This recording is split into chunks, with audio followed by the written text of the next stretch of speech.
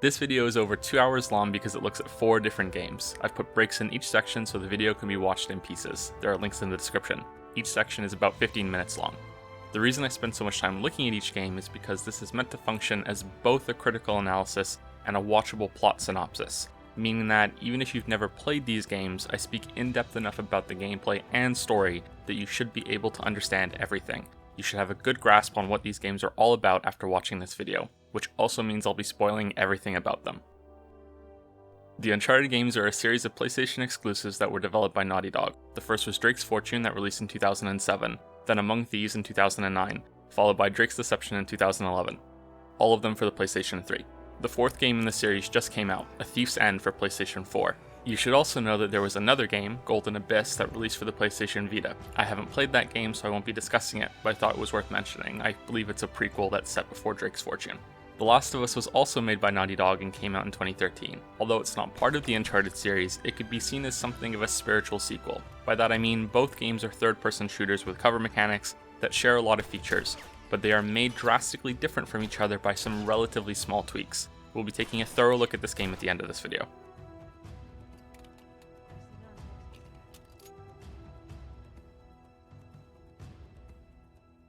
If the first 3 Uncharted games competed in an Olympic event, then Uncharted 2 and 3 would be left fighting over who gets gold and silver, while Uncharted 1 would be sulking at the bottom with a bronze medal. But there's a vast difference between these two sides.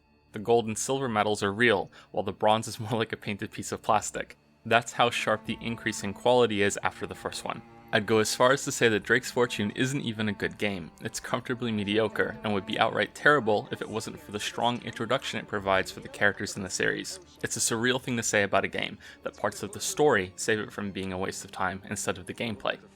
Now I know I can often come across as a lot more negative than I really feel about a game, especially in previous videos like Dragon's Dogma or even Bloodborne or The Witness. So I want to say right now that I think the other games in this series are good, but also that I'm not exaggerating when I say how much I dislike the first game. I played the demo of it when it first came out, and I was so unimpressed that I didn't get it. It wasn't until after Uncharted 3 came out that I went back and played it, and I'm shocked that such a weak game got a sequel. Of course I'm glad that it did because Uncharted 2 is such a big improvement, but that in itself is a big surprise. The major problems it has are mostly to do with its gameplay and length. I went through all of the 5 games shown here in the same way in order to make this video. By that I mean I didn't rush through all of the content, but I didn't inspect every corner of every area either. I went through at a comfortable pace. Uncharted 2 and 3 took me about 9 hours each to complete. The Last of Us took 14, Uncharted 4 took 15. The first game only took 6 hours, and despite this being the shortest of them all, it also has the least amount of variety in its gameplay and setting, and also recycles a lot of its content. First, however, let's look at the story. Even though it's the strongest part of the game, it has its own mess of issues. Parts of it make absolutely no sense, and there are long stretches of time that very little happens. It's still strong, however, because it's carried by its characters. I will find her. Trust me. How much trouble could one girl be?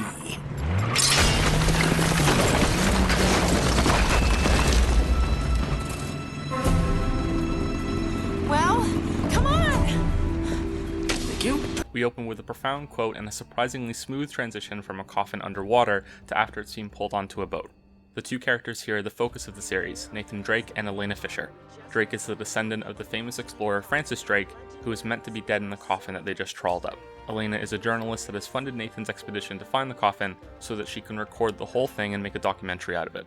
These characters have only just recently met before the game started, and they're still a little awkward with each other. You make it sound so dirty. This awkwardness can also be felt by the player, since the dialogue in these games is saturated with attempts at sarcasm and witty lines, pretty much at every opportunity. Now, I've said in the past that I'm sort of sick and tired of that. It links back to a lot of action movies and TV shows. I'd argue that the closest thing that Uncharted gets to is Firefly, since Nathan is more Captain Reynolds than he is Indiana Jones or Han Solo. Sometimes it even sounds like voice actor Nolan North is trying to emulate Nathan Fillion in some of his lines. Desperate times, right? What does that mean? The hell? It's okay. I believe I'm gonna win. What does that mean? The writing gets better as the series goes on, and that holds true here. At the beginning, it comes across like the characters are aware that they're in a game. They talk to themselves and move and speak like they're actors rather than actual people. Anti-aircraft fire? This is so not cool! This gets better as the game goes on, and I'd say by the second game the problem has vanished completely, although it's possible that it's simply the player getting used to these characters and their mannerisms. If anything, the first game serves as a great foundation for Nathan Drake and Elena Fisher to have for the rest of the series. This opening is also pretty good in establishing two other things in the games. Pirates attack and you have to fend them off with a pistol and using parts of the boat for cover, and eventually fighting them with your bare hands. But Nathan's casual reaction to it also clearly shows that this is a usual day for him. Fighting is common for this man, and either he's become desensitized to it, or the game is screaming at you that this isn't a story you're meant to take very seriously. Uncharted 2 does something similar with its opening that we'll see when we get to that game. The problem here requires only a short rewind to see. The game opens with that profound quote. Every game in the series does actually, and some of the plot points that happen later leave me wondering if Naughty Dog themselves forgot that they weren't meant to take it seriously either. However, this isn't a problem in the first game, more so the second and third. The final major character in the series shows up at the end of this scene, Victor Sullivan, who is basically an older, grumpier, and occasionally wiser version of Nathan Drake. He's acquired a no-nonsense attitude in his older age, yet he still puts up with a lot of shit from Nathan because they've known each other for so long. The trio escape on his plane and recap the story safely away from the pirates. Francis Drake's coffin was empty because he faked his death. His journal was in there instead, which is full of clues needed to find El Dorado, an ancient lost city of gold. This begins a tradition that continues in every single Uncharted game, including Uncharted 4. There's some secret place full of riches as the end goal. Some long-dead explorer almost found it and failed, but left a lot of clues and a trail to follow. Nathan Drake and friends try to find it while being hunted by another group that also want the treasure. That's the basic skeleton of a plot that's used in all 4 games. The flesh added to it is what's different each time. Sully explains that he's over his head in debt and really needs this treasure hunt to end well this time. The scene then ends with Nathan and Sully ditching Elena. They leave her at the fort and she acts like there's a stage of people watching her. Hey! Should have seen that one coming.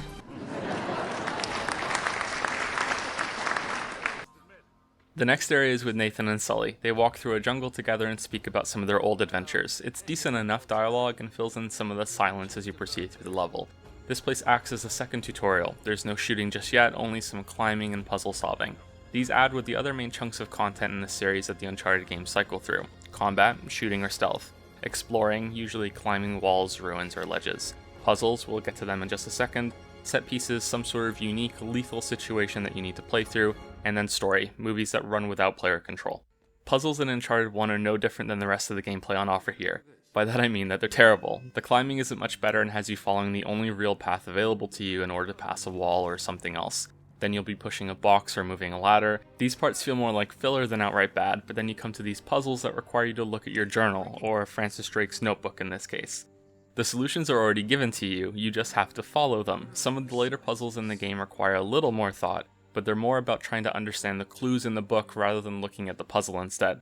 Here it's about using these shapes in the right order. That's it. That's all this puzzle is. Other puzzles aren't much better, and some of them leave you wondering why they even exist at all. We'll get to them in a little bit. This trek through the ruins ends in failure. There's no lost city of gold. In fact, it looks like someone already beat them to the treasure decades earlier. Regardless, Nathan and Sully push on and find a marooned U-boat. For some reason, Nathan thinks this might be connected to the treasure and wants to investigate. He gives Francis Drake's notebook to Sully before he leaves for absolutely no reason. It's not like he's afraid of getting it wet either, since he was already swimming earlier in this level, but it happens anyway. You do some more complicated climbing to reach the U-boat, which is expanding on some of the experience you've gained climbing through the ruins earlier. This part looks good, and the interior of the submarine is suitably wrecked. Inside, you find out that Nathan's guess was somehow correct. The Germans were also looking for the treasure, because why not? You learn that El Dorado isn't a city at all, but a giant golden statue. You find the information needed to continue the search, but Sully is attacked outside before you have a chance to use it. Nathan knocks over a torpedo on his way out, which will show how much dumb luck the guy will benefit from throughout all the games. That's probably bad. Sully is being held captive outside by a villain so forgettable that I had to Google his name in order to write this script. Gabriel Roman. Sully owes Roman a lot of money. He used his latest wild goose chase with Nathan in order to buy some time, but instead made Roman more interested in finding the treasure for himself. Somehow he followed the two of them to this island. He shoots Sully in the chest and kills him. The torpedo that Nathan knocked over explodes and gives him the chance to escape before he could be forced to find the treasure for Roman. You run away and meet Elena a few seconds later, who also followed you both to the island. They quickly reconcile the differences since Sully has just been killed. You fight some of Roman's goons on your way back through the ruins you cleared earlier. The combat is very simple. Hide behind cover, aim when the enemy stops shooting, pop off some headshots and continue on. The sequence ends with you leaving with Elena in her car. Then you're both in a plane flying to the next island, which honestly looks exactly like the same island you were just on a second ago, and that really confused me when I first played.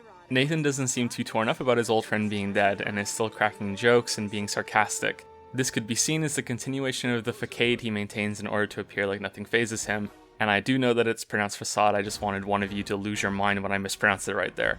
Or it could be because Sully isn't really dead, so the writers didn't think to use any time lamenting a character when he comes back later. The plane comes under attack. Nathan and Elena bail a minute or so apart with parachutes and are separated when they land on the island. At this point, the story slows down immensely.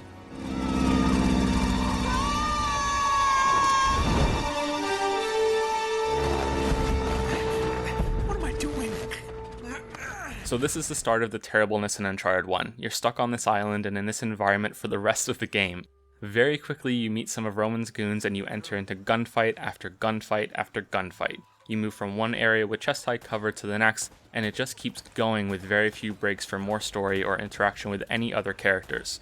It wouldn't be so bad, except the combat is one of the most dull iterations of third person with cover that I've ever played. All the weapons feel the same. There are some variations on the same handgun and assault rifle, then there are shotguns and sniper rifles. It's standard stuff, and you could make a strong argument that these combat encounters are here just as some filler gameplay sections to act as a break from some of the story sequences. Unfortunately, as is the case at this point in the game, they go on for too long and simply aren't interesting. The other problem I have with them is that precision aiming with a gamepad never feels good to me. Now, I'm not saying that shooters can never work with a gamepad, and I know that some people have played enough console shooters that it can become second nature to them, but Uncharted 1 has bullet sponge enemies that can survive entire clips being unloaded into them. Headshots are the best and most efficient way to get through the game, but aiming with the analog sticks can feel like Nathan is trying to shoot while drunk. A solution here is to tweak the controller sensitivity settings, but this is trading one problem for another. You can make it so the target reticule can move precisely enough to regularly aim properly, but then that aiming is painfully slow. You can either be a drunk turret snapping from target to target, or you can be a tank that should emit those loud beeping noises whenever you start to turn.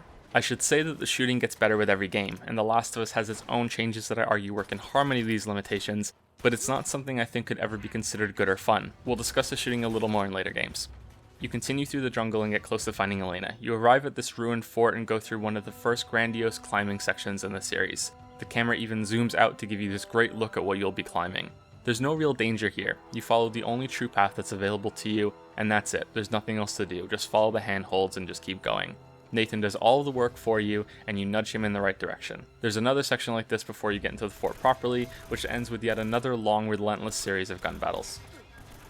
Like the jungle before it, the game really squeezes all the playtime it can out of this area. Two things happen here that are worth talking about. The first being that this is where the idea behind the game's puzzle/treasure hunt begins to deteriorate. This fort is crumbling apart. You find a locked door with a symbol on it which links back to your book guide. This leads you to a key that was stashed in a nearby tower that's also falling apart that you need to open the door. This was a deliberately placed trial for whoever is seeking out the treasure, yet this door doesn't lead anywhere. It's simply another part of the fort that Roman's goons had no trouble getting to, but you, acrobatic Nathan Drake, had to follow some elaborate trail in order to find the key to get through.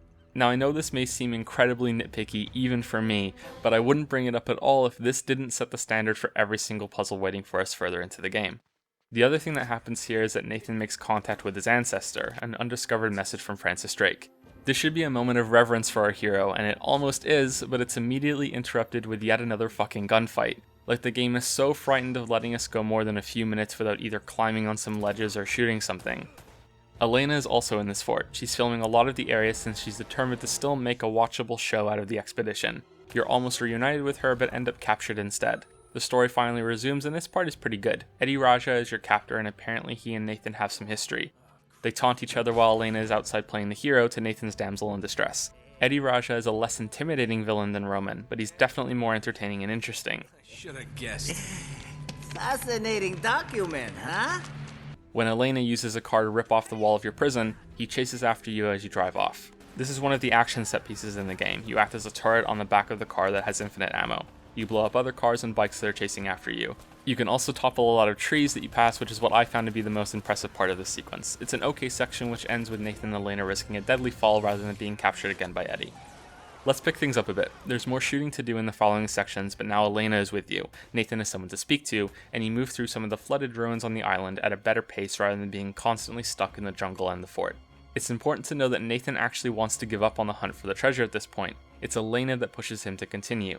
She reasons that the way off the island is the next place they need to go to find the treasure anyway, so why don't they do both and see what happens? Nathan agrees and they continue on. There's another vehicle section here that is the worst in the series, the two of them riding on a jet ski. Now this thing handles like you're riding on two cows tied together that hate each other. It might have been okay if you could focus on speed and weave between obstacles, but you have to constantly stop and aim a grenade launcher with Elena in order to clear a path. I suppose in theory you could try to rush past everything in these sequences, but the enemies here also tend to be armed with explosives that can trigger the floating barrels in the water that can kill you in one hit if you set them off. It's very tedious and never feels fun. You arrive at a half-destroyed customs house on the water. Elena wonders aloud if something otherworldly happened to the colony that made everyone disappear and all the buildings flooded. Nathan refuses to believe that anything supernatural could exist. It's a brief setup for later when it turns out that he's wrong. I'm just saying. Something bad happened here. The whole colony doesn't just up and vanish. Yeah.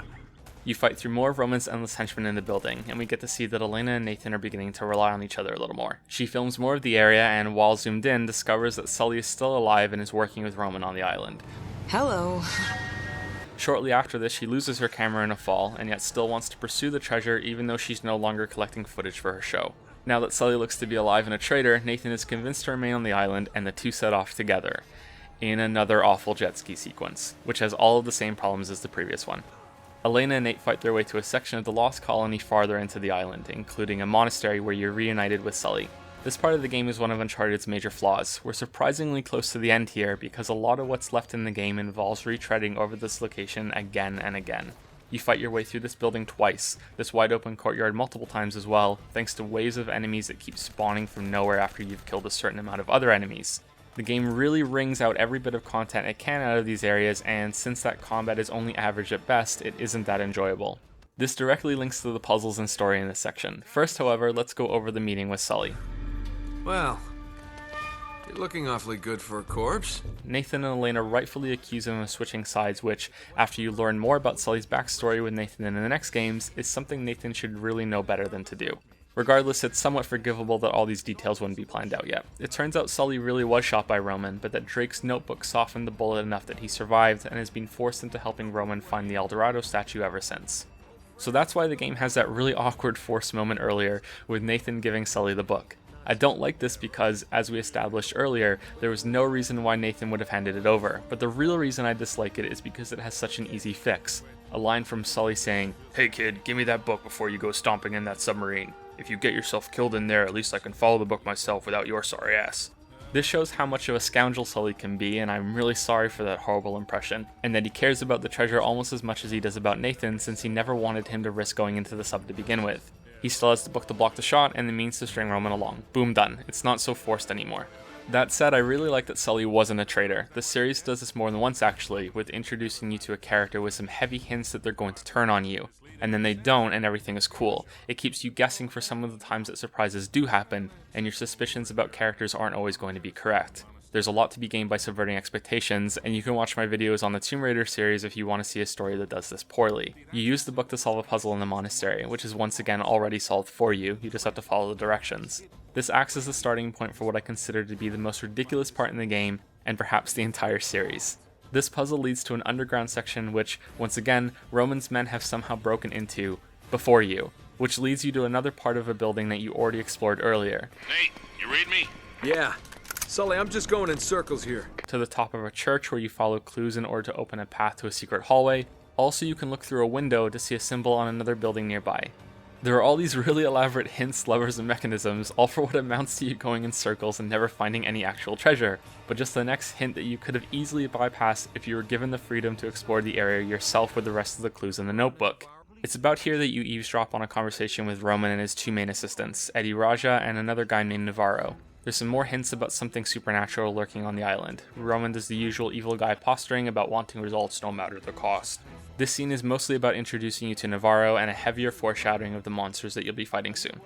The clues eventually lead you to the same room. Sully provides you with a distraction and you murder some more guards on your way there. You open a secret passage to one of the more impressive locations in the game, this maze-like level full of overlapping pathways. It's a decent section that is once again ruined by Roman's people somehow finding an alternative way into the area, even though you just had to jump through so many ridiculous hoops in order to find your own path. It's a section that I think didn't really need any fighting until the end. It could have been a good break from all the combat. Just have it be about the puzzle of finding the correct way forward down here. In any case, Nathan and Elena find where the golden statue should be and discover Francis Drake's corpse instead. This is one of the best moments in the game. Nathan is clearly devastated by this discovery, and not just because the treasure is absent. It's Drake. He never found it. He just died here. Learning that his idol had a pathetic end and failed in his search is quite the blow, and it comes coupled with Eddie Raja once again getting the upper hand. It doesn't last long, however, since this is also the grand appearance of the monsters that inhabit the island. You do have to wonder why it took this long for Nathan to encounter them, but it works to set up a twist on combat in a big moment in the story. You're forced to fight alongside Eddie while Elena works on rescuing you. The monsters require different tactics than regular human enemies. They're a lot faster and come at you from all sides. Standing still and firing doesn't work all that well, and that made fighting them awkward until I tried running and gunning instead. This turns some bad combat into something that's a little more okay, and having the freedom of movement while not having to worry about cover, since these monsters don't have guns to chip away at your health while you run around, is a decent change from the rest of the game. It's a shame that it comes so late and is only used a few times. Eddie dies here, and that's one villain down, 2 more to go. You barely escape in time and run from the underground city to a Nazi military base, because apparently remote islands in video games can't exist without some sort of Nazi influence. There's some more climbing here, and the game actually lets you go for more than a few minutes without having to fight something. Your goal is to turn the power back on so you and Elena can escape without having to fight too many of the monsters that chased you out of the previous area. But then you get the power back on and more monsters come swarming out of the walls than just chase you out of the last sequence. It's here that you learn that El Dorado is cursed, which is the reason that the creatures that you've been fighting exist. The curse turns people into these monsters. Nathan, having seen the supernatural monsters himself, now believes in the curse. He knows that he has to stop Roman from taking the statue off the island and rushes back, only to witness Elena being taken by Roman as a hostage, so Nathan won't interfere any longer. Can you hear me in there? Loud and clear, jackass. Oh, no microphone on your end. What a shame. After a long series of battles, Nathan meets up with Sully and they immediately decide to interfere anyway. You fight your way back to the monastery section and the church that you were in earlier for yet another hidden path.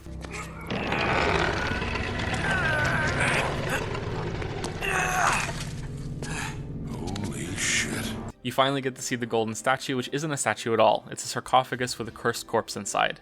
Roman is infected with the curse and goes mad.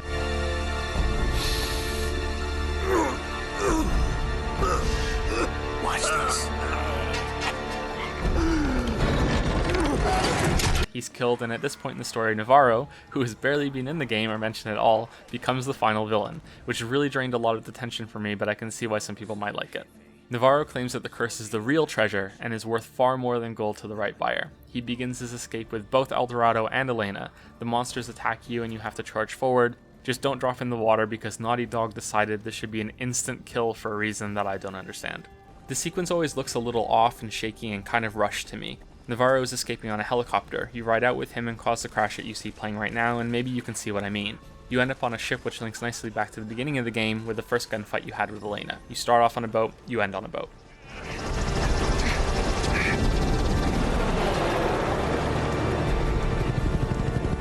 Unfortunately, this is one of the worst final boss battles I've ever seen in a game. Navarro breaks pretty much every single rule that's been established so far, both for you and the enemies. He has a laser sight, which is a mechanic you encounter earlier on that requires rolling away to break the lock on since it's a one-hit kill. Navarro's can't be shaken off.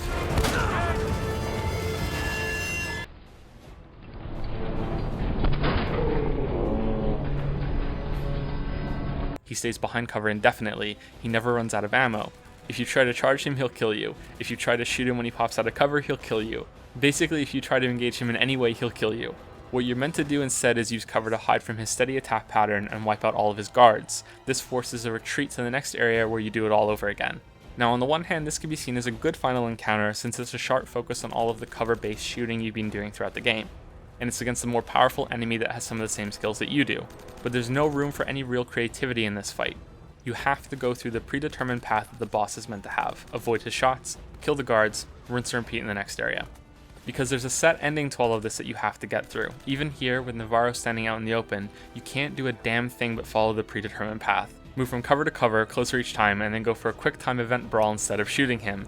It's like they moved the same thought process behind the climbing sections into a shooting one. There's only one path, only this time there's some trial and error involved in learning what that is, with a bunch of wrong paths that appear reasonable at first. These look like things you should be able to do, but they're still wrong because the game requires this exact set of actions from you. Navarro goes down in the fight, and Nathan goes to Elena without dealing a killing blow. Navarro then of course gets back up and threatens to kill both of them with a gun, and then proceeds to stand there doing nothing, while Nathan takes the time to push a helicopter off the boat instead of charging at Navarro to disarm him. Somehow this works, and hey, like I said at the start, as long as you don't take the game seriously, this is all fine. The ending movie also reinforces this. It's surprisingly short for one. Elena and Nathan have some closing remarks, then Sully shows up with some treasure that he magically found somewhere, so the whole adventure wasn't a total bust. The three of them sail away from the island, and that is it. That's the whole ending. It's so abrupt that it makes me wonder if sequels were always planned for the series. So that's Uncharted 1. I think it suffers a lot from overusing dull combat and stringing puzzles together in strange, arbitrary ways. It's still worth playing to see the beginnings of an otherwise good series of games. We have a few more of them to get through still, and obviously I have a lot more to say about the series handles some things. I'll be jumping back for some examples in Uncharted 1 at least once, but for now let's move forward to the first sequel.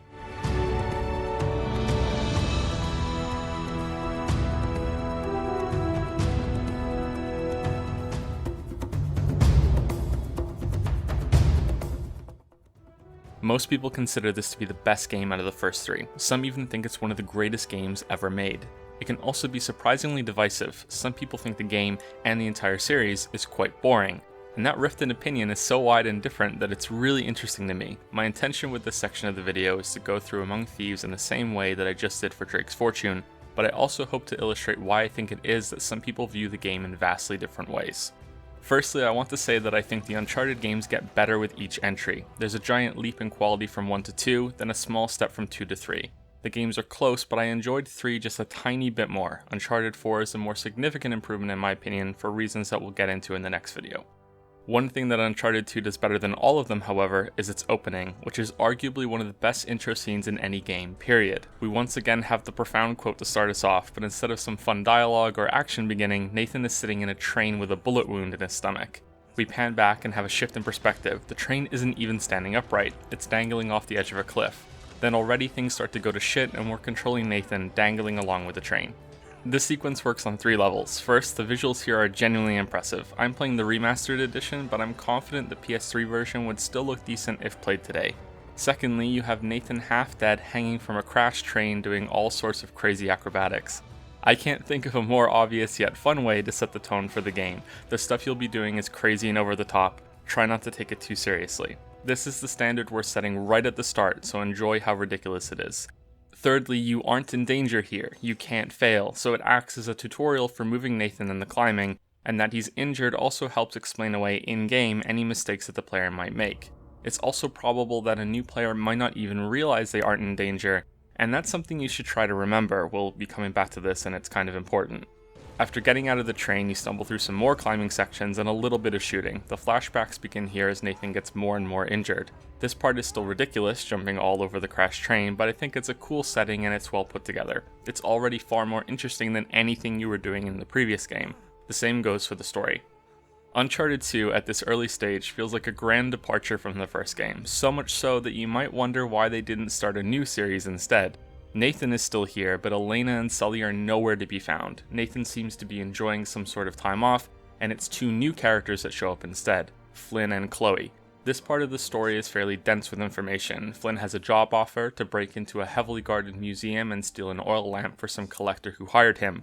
It's established that Nathan has worked with Flynn before. Chloe shows up and there's a hint of some familiarity there too, which Nathan finds himself forced to hide when Chloe pretends not to know him. And speak of the devil, here she comes now. What? Chloe Fraser. Nate. Drake. Nathan. Drake. Hello, Harry. Chloe here's one of the best drivers in the business. She'll take good care of us. I bet.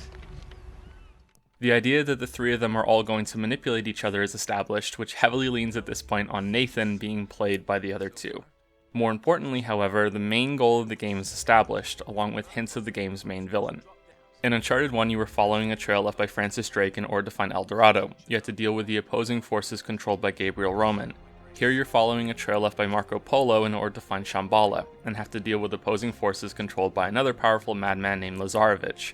In Uncharted 1, the big treasure was a golden statue. In Uncharted 2, it's a gigantic gemstone. There's a similar set of all these things in Uncharted 3 and 4. The interaction between the characters here is stronger than in the first game, but some of the same attempts at wit are present, even down to the same question about whether you spent time in a foreign prison. What? Yeah, so unless you want to end up in a Panamanian jail, we should probably handle this ourselves. What's worse? You obviously haven't been in a Panamanian jail. Relax. Relax. Relax. Have you ever been in a Turkish prison, mate? If we get caught, they will lock us up and throw away the sodding key. You do realize that, don't you? Better than you do. Things become more interesting after you return to the frozen train wreck. So, we're dicking this guy over, right? Damn straight. You were just watching Nathan happy, warm, and eager to betray the trust of whoever hired Flynn to retrieve the oil lamp, and now you get to see where those ambitions ended up taking him as he struggles to survive in the cold. The story shifts again between these two moments in time, with another reveal that Chloe was already in contact with Nathan, and that the two are in a relationship, and that there's some sort of special dagger that Nathan felt important enough to pick up amongst the ruins of the train. So to recap, the beginning has given you a visually impressive introduction while you familiarize yourself with the controls. There's nothing in the story sequences that references the first game, so you won't be lost if you're new to the series, and the tension quickly ramps up as you start to wonder if Flynn is telling the truth, or which side Chloe's really on, Nathan's, Flynn's, or her own. And you have an apparently difficult task of robbing a museum ahead of you, with the larger mystery of how Nathan ends up almost half dead in the middle of a train derailment. If you did play the first game, then there's even more here to wonder about. Why isn't Nathan with Elena anymore? What happened to them? Or the treasure that they found? Where's Sully? I really think it's a strong opening and marks a significant increase in quality in the series, one that continues with the next scene. You execute the heist in the museum with Flynn and Chloe. This is a surprisingly lengthy sequence that introduces a new side of combat in the series, stealth.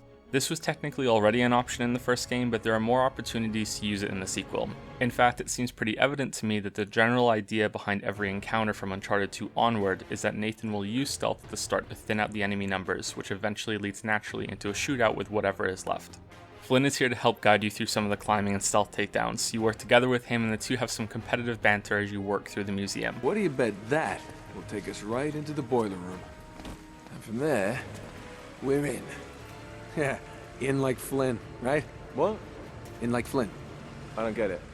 Just give me a boost. Flynn makes it clear that he wanted to bring a gun in case they got into trouble, You won't need them. and Nathan shows that he occasionally has a conscience about killing people when he disagrees, and says the guards in the museum are just doing their jobs and don't deserve to be killed. But that doesn't stop him from killing one without an ounce of remorse. There's a guy below you. There's a guy below you. Whoops, this is especially funny since I think it's a tutorial kill to teach you about ledge takedowns. So already we've seen so much more variety in the first hour of Uncharted 2 than the constant jungle of Uncharted 1. The main difference going forward is this change in scale. It's a global adventure now, with time passing between chapters and new locations. At the end here, Nathan breaks open the lamp and discovers the next clue to find Shambhala. Flynn shows his true colors and pulls out a real gun, not to kill Nathan, just to stall him enough so that he's captured. The game seemingly gives you a chance to escape in a final chase sequence, and at least the first time I played, I was convinced I was going to make it out without being caught. Then you're arrested when you get out of the sewers. Nathan is in prison for 3 months and goes a little stir crazy while he's locked up. You overlooked one little detail, didn't you, partner? What? Face it, genius, you've been played. Oh, really? Hey! Jackass, you're ruining the show here. The game sort of reboots here. Sully shows up and there's a line explaining away where their money went from the treasure in the first game. Had to grease a few palms. Did go through the rest of your money. And a good chunk of my own, but hey. Jesus, you stink. Chloe is also here, who Nathan understandably distrusts. Sully mends their relationship and the three move on to begin plotting in a way that's very similar to the opening scene on the beach. I think most people are still going to be suspicious of Chloe, but Sully's insistence, and the trust he earned in the first game, is enough to make this plausible. A new plan is formed to use Chloe's position as Flynn's partner in order to infiltrate Lazarevich's base to acquire more information on Shambhala. The following section is a weird return to Uncharted 1, in quite a few ways actually. You're back in a jungle, you're alone with Sully, they reminisce about some of their past adventures, there's even a line which is just a new version of an old one from the first game. Oh, man. This is like trying to find a bride in a brothel. I'm sweating like a hooker in church. You brought a hooker to church? Why not?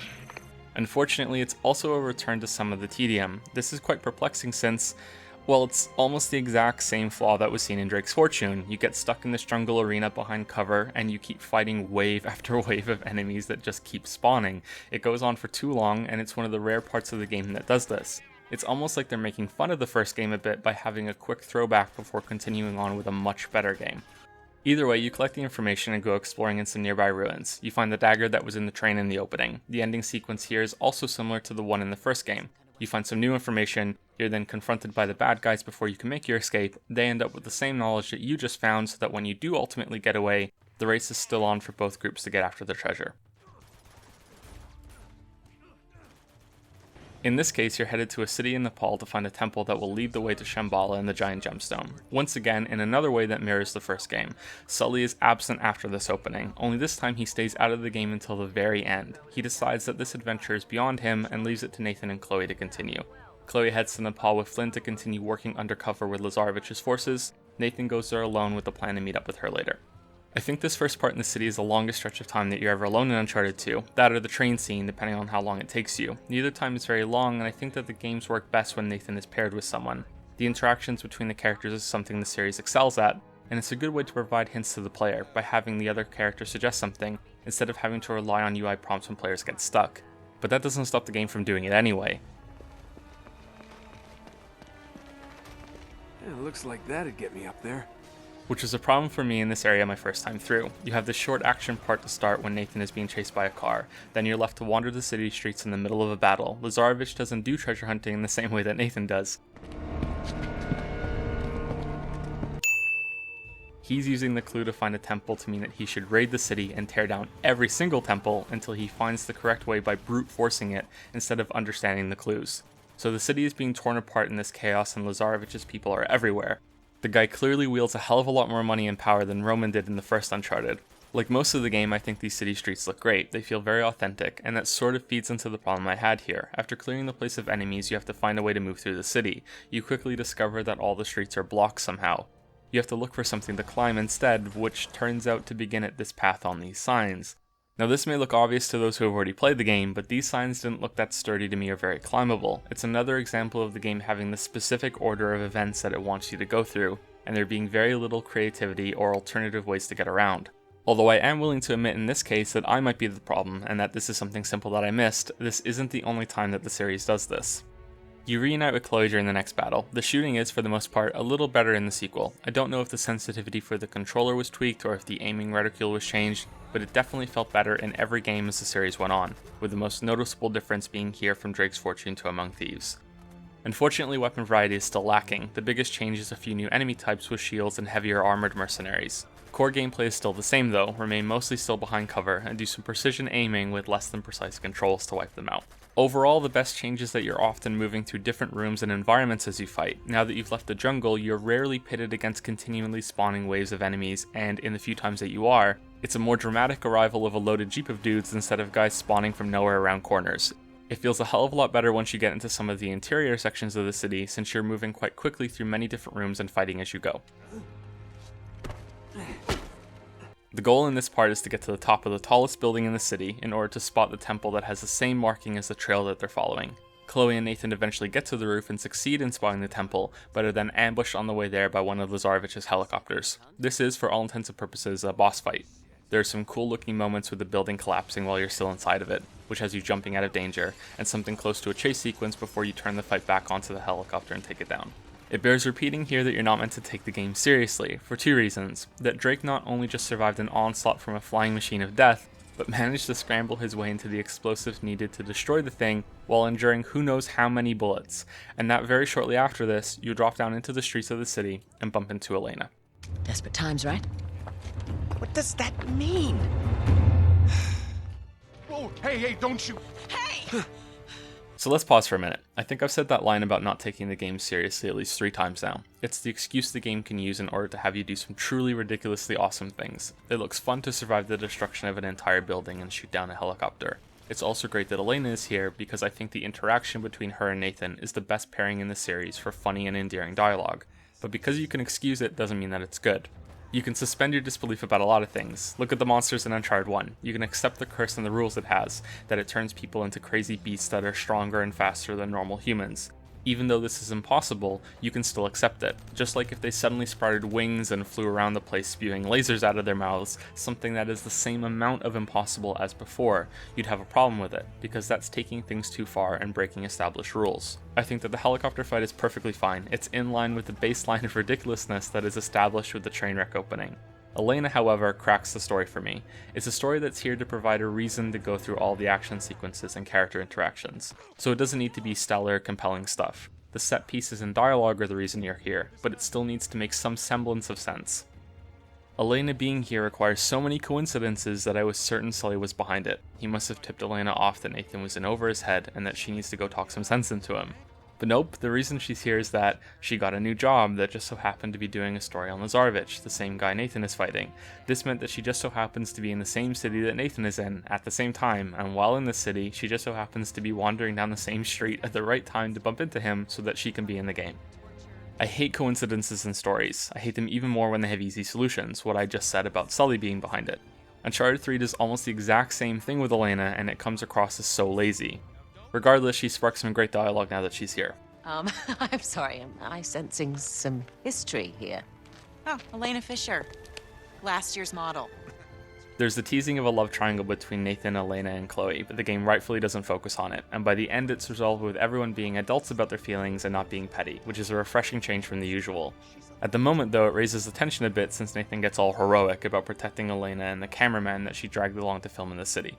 Let's skip forward a bit. You arrive at the temple. You use your notebook to solve a puzzle involving the arms of a statue. Then you go through an underground section, nearly die in a trap, and then have a much more complicated puzzle to solve, at least it appears that way.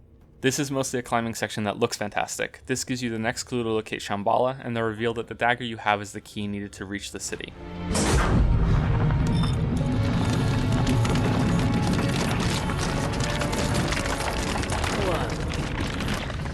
Somehow Lazarevich's people find the temple right after you, and you have to fight your way back out. Elena's cameraman was shot in the fight. Chloe wants to ditch them, but Nathan refuses. You go through one of the most hilariously awkward scenes I have ever played in a game as you brace the camera guy on you to move through alleyways, and you both take bullet after bullet after bullet since you move so slowly, which of course has no real ramifications because this is a video game, and damage taken during cutscenes is the only time it's ever canon. It's still only the first injury that the cameraman is suffering from when you reach the end of this part. Okay, you tried, but it's over. He can't go any further. The cameraman's sole purpose was to die in this scene. It's how the game is trying to set up Lazarevich as this intimidating badass. In order to maintain her cover, Chloe has to pretend to have captured Nathan and the others. Flynn seems to see through her deception, but Lazarevich doesn't. He does some big bad villain peacocking and then kills the camera guy, and since you only met him 20 minutes ago, and I can't remember his name and keep calling him camera guy, you can tell how much this death fails to have any impact. Killing Chloe probably would have been better. Lazarevich then further proves that he skipped a lot of classes in Evil Villain School by leaving before confirming that Nathan is killed. It's left to Flynn instead. Elena and Nathan of course escape. Chloe leaves with Flynn. They head toward the train station so they can journey to the mountains where Shambhala is meant to be, along with the dagger key taken from Nathan. Here the roles from the first game are reversed. Elena wants to give up, Nathan doesn't, because he thinks Chloe is in danger, so you could argue that Chloe couldn't have been killed in that scene since it's Nathan's motivation to continue on. But it could have become a revenge story instead, or he could just be hungry for the treasure, or so many other reasons really. Elena decides to help him and the two begin to reconcile some of their differences. It's clear that they still have feelings for each other, and as usual, their dialogue is some of the best in the series. No, I don't really have much of a choice. Honor among thieves, huh? The only thing that might surpass it are some of the exchanges with Charlie Cutter in Uncharted 3, and some of the scenes with Sam in Uncharted 4. Cheers. Cheers. Of course, that's ignoring The Last of Us, which has a better story and dialogue all around, but we'll get to that. You fight some more bad guys and have a shootout at the train station. There are a lot of snipers in this part, and it's one of many shooting sections that have that same sort of preordained events that you're meant to follow like some of the climbing. Instead of having a lot of options and freedom in combat, you're meant to stay here and learn how this exact order of events work so you can get through it. You're meant to jump on the train, but you're pinned down. Elena comes to your rescue and you drive after the train.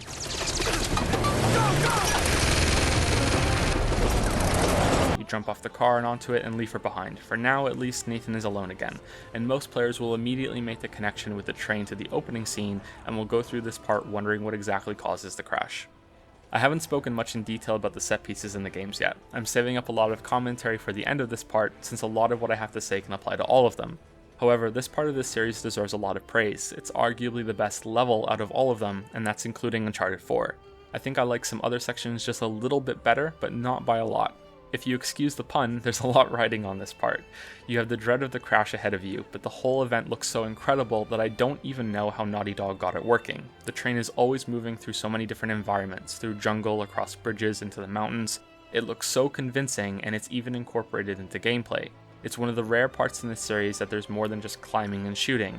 You have to keep track of enemies both inside and outside the train, and obstacles farther along the track that can kill you if you're not careful. Heads up!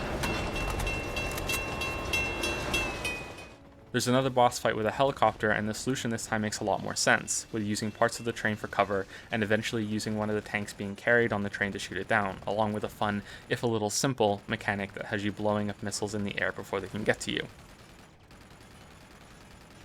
Then there's a moment of subverting your expectations after the chopper is brought down, since my guess is that most people would think the end of that big battle would be what crashes the train, at least that's what I thought. There's this weird moment of calm afterward where you're like, wait, this is still going? You confront both Chloe and Flynn, and that's when Nathan is shot. I expected you to have my back. I had your back! How could you possibly with the other two on yours? Good luck with Flynn. We deserve each other. You know, I can't believe... No. You just don't know when to quit, do you? Part of the train is derailed, and we finally loop back to the start of the game. It also marks about the halfway point. Among Thieves is a damn side longer and more substantial than Drake's Fortune. There's a lot that could be said about Naughty Dog's attention to detail, not so much in gameplay, but in visuals, animation, the clutter in each level, etc.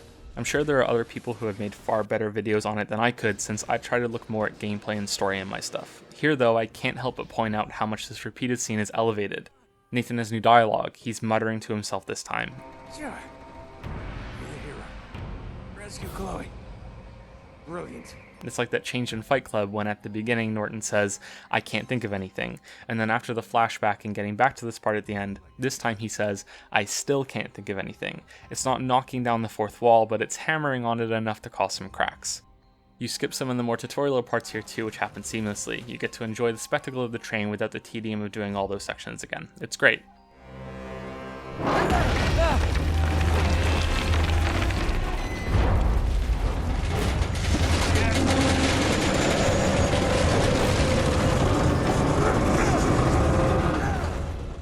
Unfortunately, it's followed by something that I'm conflicted about. I think that the big confrontation on the train was a big climax in the game. The next level is a slow, calm one without any fighting. You have a peaceful walk through a village in the mountains. But before you get to that, you have to fight at least 3 waves of enemies in this snowy train wreck arena, all the while Nathan is still bleeding to death. As far as arenas go, this is one of the more enjoyable ones. There's a lot of different routes around and more options for stealth kills than usual, but I think it's largely unnecessary in a game that already has too much gun combat. A short walking section instead, with the player getting lost in the snow before the movie plays with Nathan being rescued, might have been better. A guy named Tenzin saves you. A few days pass and you wake up miraculously healed of a bullet wound in the same way that many action heroes are. You get a walk through the village without anyone speaking at you to distract you. There's a language barrier that makes Nathan a stranger, yet he's still clearly welcome and interacts with some of the people that you pass. It's a quiet break from all of the action, but also laying the foundation for some tension later when this peaceful place is attacked by Lazarevich. Tenzin leads you to some old guy in the village who can speak English. Elena is also here, and there's a break in narrative consistency from Uncharted 1 to 2. This guy is named Schaefer, and he explains that he first came to the village like Nathan did, injured after searching for the giant gemstone in Shambhala. He speaks about a great mythical and supernatural power that the stone possesses, which Elena's suspicions also support since she quickly points out that Lazarevich clearly doesn't need any treasure for the money. He's probably spent more searching for it than it's actually worth. After the ending of Uncharted 1, when Nathan discovers the curse and even witnesses it firsthand, you would think that he would be more open to believing Schaefer's story. Power to him. Power is precisely the problem. Some of the most fearsome rulers through history have possessed only a fragment of the Chintamani stone. Men like Tamburlaine, Genghis Khan. If a mere sliver could bestow such power, what would a man become if he possessed the stone itself? This is crazy. It's got to be what he's after, Nate. Then Lazarevich really is a nutjob. He's chasing a myth. And what if he's not? Helena, come on. Oh, I mean, what if it's true? We've seen what he's capable of. I understand your doubt. is actually a fairly large part of the plot with Schaefer trying to convince Nathan that the stone's power is real. And this is really stupid. It's just stupid. Nathan is someone who has more reasons than anybody to believe it, yet he doesn't because... I actually don't know. The game doesn't use it for anything really. Maybe it's used as justification for following Tenzin to the next part, but this could have easily been required to find another clue that leads to Shambhala. Imagine if one day you meet a ghost. After a while you meet a vampire or a zombie. Would you really be that surprised after meeting the first ghost? Up next is probably the longest acrobatic section in the game. You work through it all with Tenzin, swinging on ropes that he throws for you, climbing on ledges. Yeah, good luck, pal. I mean, that's almost impossible to... Oh, you did it. Nice. You're almost killed by some Yeti monster that you can't actually kill yourself. You're just meant to survive long enough for Tenzin to save you in a scripted sequence instead. It leads to a massive area full of gears and cogs for you to climb on. It's a single player co-op section that has you and Tenzin pulling levers and switches for each other. There's a lot of jumping and falling, and it's the closest the game gets to making you think about where you have to go next. Only a little though.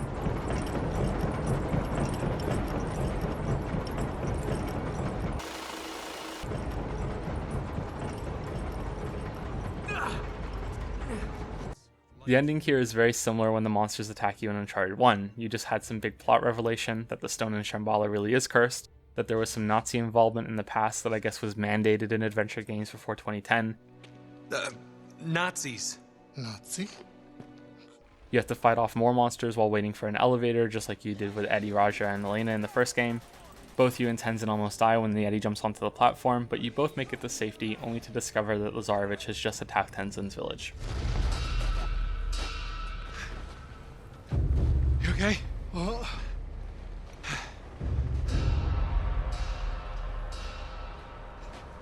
Oh no. People are being slaughtered as Lazarevich tears the place apart in search of the relic dagger. Schaefer is taken prisoner, and the intensity of the invasion keeps rising. Tenzin's people aren't helpless, however, and stand in some amount of resistance. More mercenaries keep attacking. You fight your way through the village that was so quiet and welcoming a little while ago. Eventually, one of the tanks you saw on the train rolls through the streets and acts as another boss fight. You and Tenzin have to hide from its attacks while climbing around the houses to find RPGs and the right vantage points to fire at it. A lot of the village is destroyed in this sequence, and it really feels like you're struggling against this big thing that has you totally outgunned. It's a memorable sequence, and is actually the moment in the series that I had a shift in perception on how Naughty Dog makes these sections. Let's finish summarizing the rest of the game before we get to that. Elena gets another car after the tank is destroyed. The two of you chase after Lazarevich's convoy in an attempt to save Schaefer. This is the first of 3 times that the series does this. You have a long line of enemy vehicles that you need to attack and then jump along in order to move through them.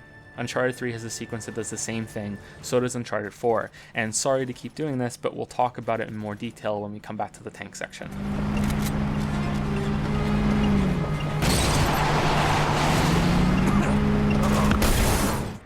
There's a break in the action when you arrive at this gigantic abandoned monastery. You might be forgiven in thinking this is actually Shambhala, especially since compared to Uncharted 1, the game should be wrapping up by now.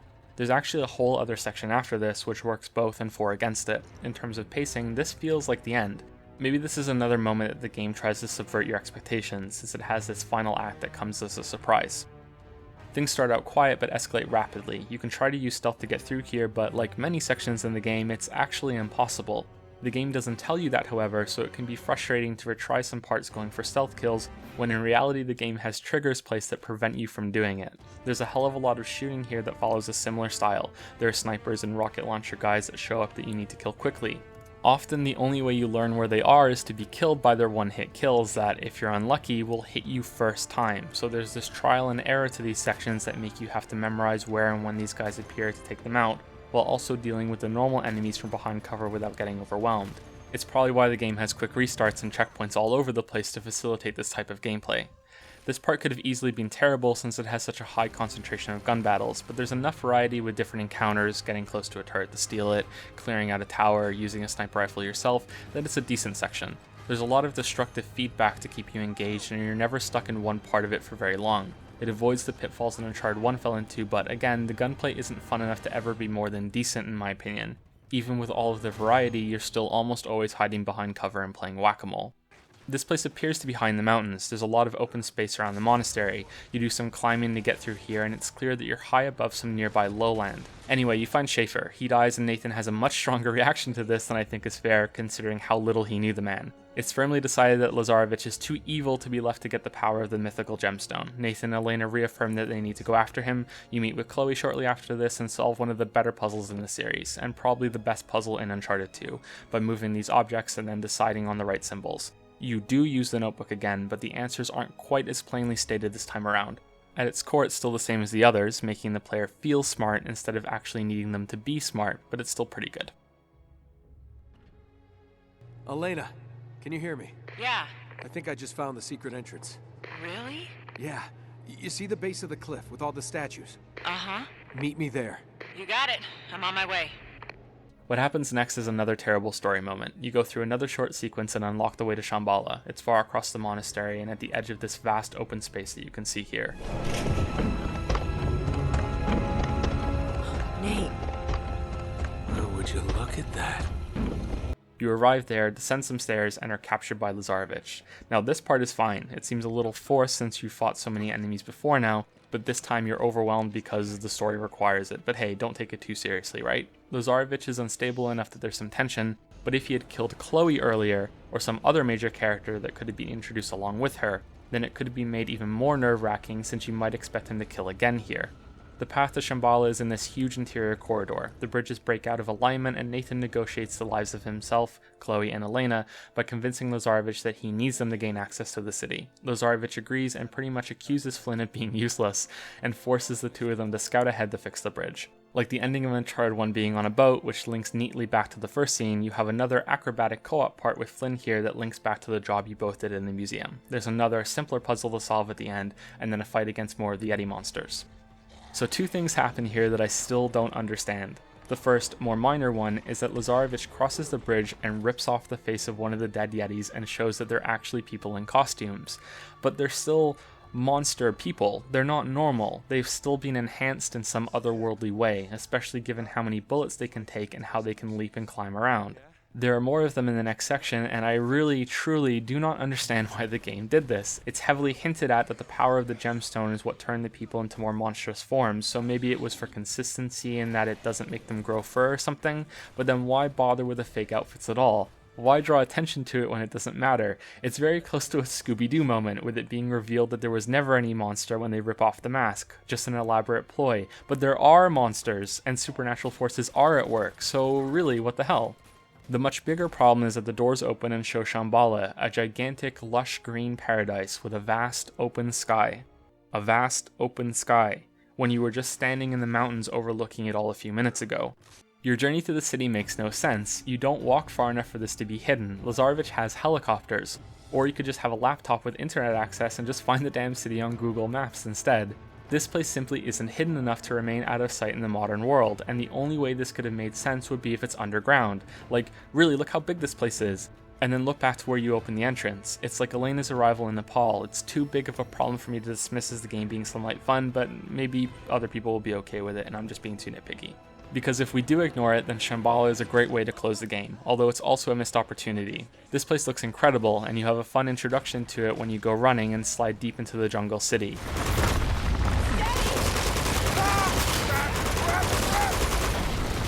You move through it all with Chloe and Elena. New enemies and a new mechanic, the volatile blue sap, are introduced.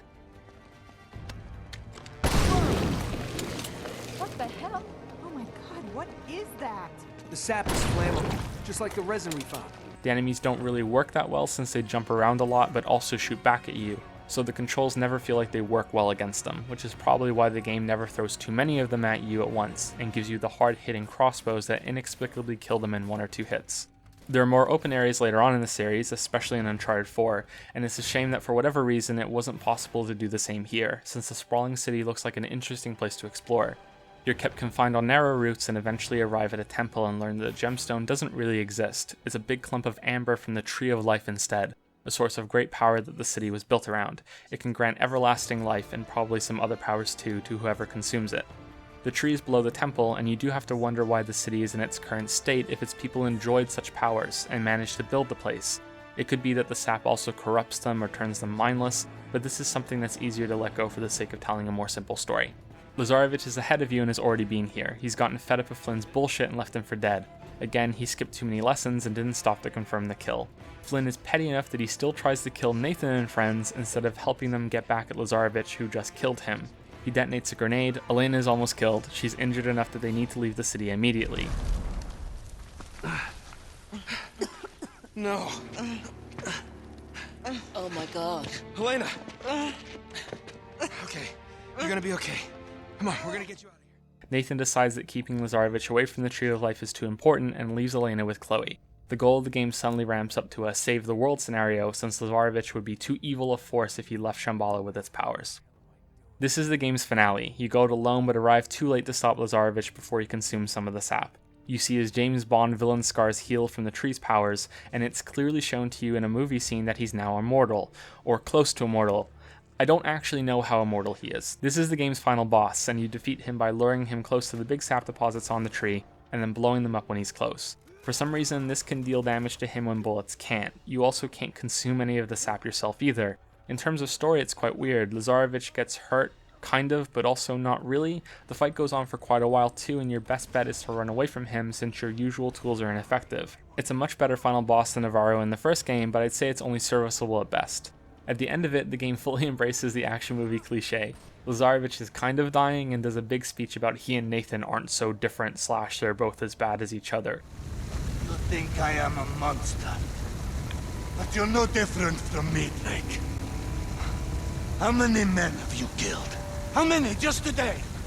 The game has the balls to call attention to the fact that Nathan has killed hundreds of people, which some have criticized the series for. The dreaded ludonarrative dissonance. Uncharted 4 even has a trophy with that name if you kill 1,000 enemies. I don't agree with this criticism of the first 3 games. The enemy forces are hostile to you first. Even when you do instigate some of the encounters, it's clear that they're going to kill you, not capture.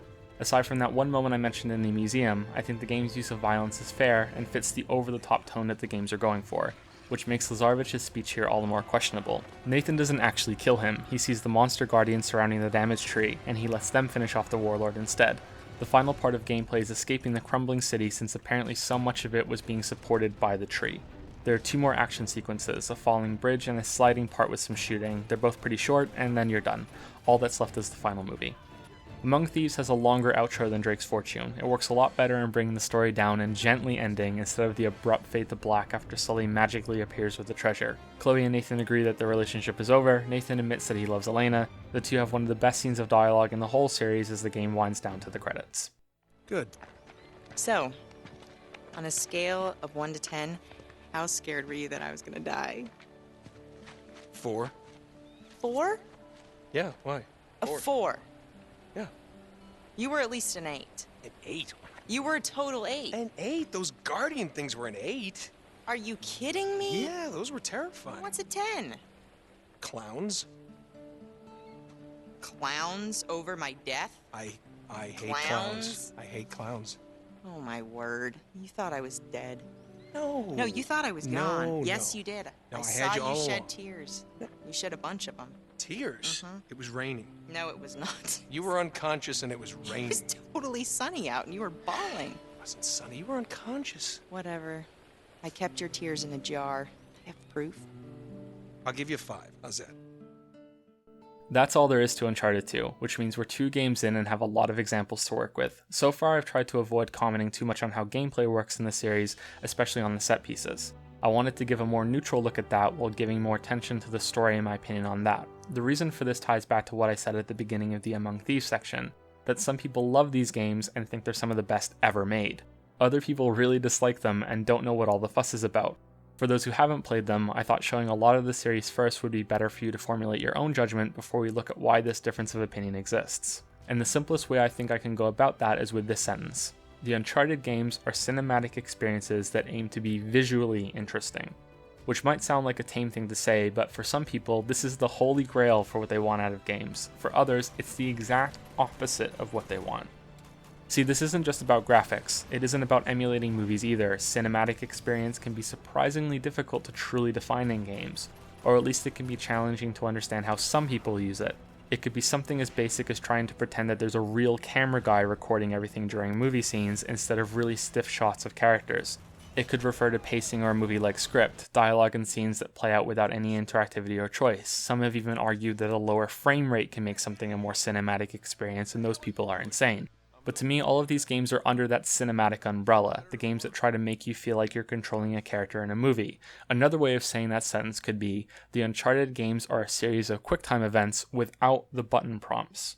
A mechanically interesting game gives the player a lot of options and the freedom to use them, whether that's in a combat system or an exploration or tools and choices to navigate a story.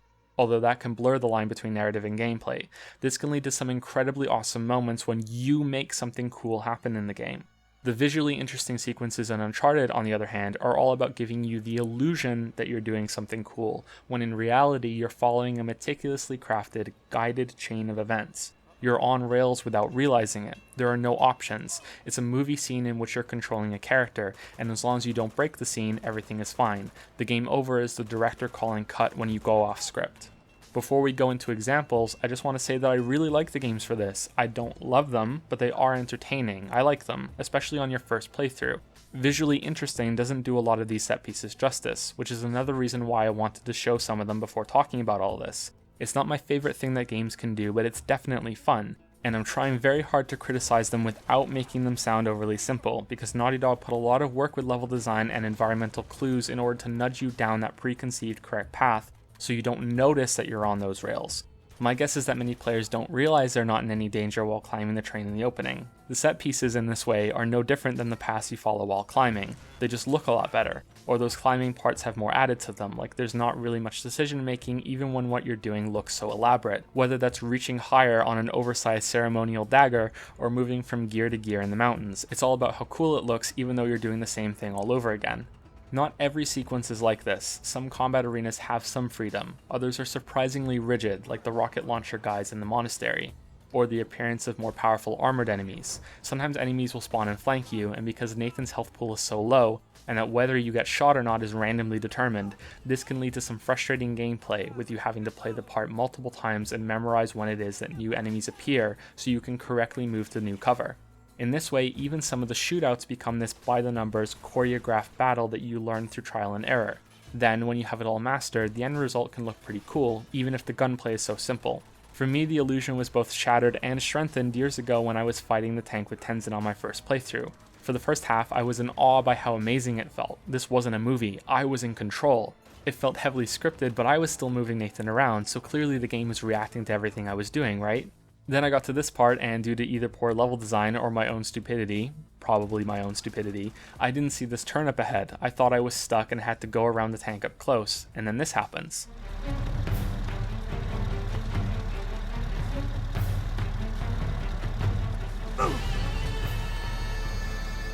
There are many sequences in the game that can be broken when you don't follow the path you're meant to be on. The game doesn't know what to do with you. It's like you let go of a ledge in a climb and died, only there should be more options here. Or a better example would be when you don't follow the precise chain of events the game wants you to do in the Drake's Fortune boss, even though you should be able to shoot him or time a good charge. The illusion broke with this tank, and I realized that, in a way, I was being manipulated by the game into having a compelling time. I wasn't the one doing all the cool things, the game was, and I was just along for the ride and giving some basic inputs. But after a while I came to appreciate this. Even though the way I'm describing it might sound bad, it really isn't. The set pieces still look cool, and because of the way that they're made, they can do things visually that aren't really feasible in other games with more in-depth mechanics. It's still not my preferred type of game, but I can still thoroughly enjoy it. I know I'm repeating myself here, but I want to really try to address why so many people love or hate these games, and why the critical reception for them can often be polarizing as well. The car chase is another example of when the game gives you a little more freedom, but even here you can hit a dead end if you don't jump when you're meant to. Yet, like the train part, there's enough going on that you can interact with that isn't quite as on rails as some of the other parts, which is probably why the series uses this template again in the next games. Ultimately, these games are very simple in what they demand of you, both in terms of mastery and in how interesting they are to play, but the visuals make up for it, not just in graphics, but in the spectacle of what you're doing and that you're in control of it all, kind of. For some, I think the illusion never breaks and they remain enthralled. For others, I think the game can be enjoyed for what it is, even when you recognize and predict the basic controller input that the game wants from you. For one group, the story's a wonderful presentation and characters might contribute with that to make it the best game ever. For others, it's not something that they think video games should be. Then there are some in between that can see it as a fun, mindless action movie and still be entertained.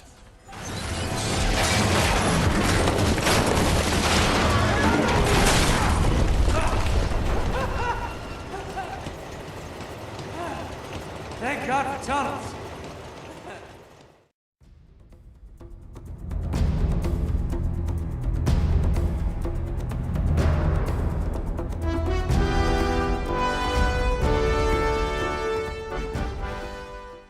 As I said earlier in the video, Uncharted 3 is my favorite of the original trilogy, but not by much. I think that the best moments in Uncharted 3 are better than 2, but it also has some bad moments that are worse. The story is, I think, more ambitious in scope, but has some much larger plot holes and shortcomings because of that.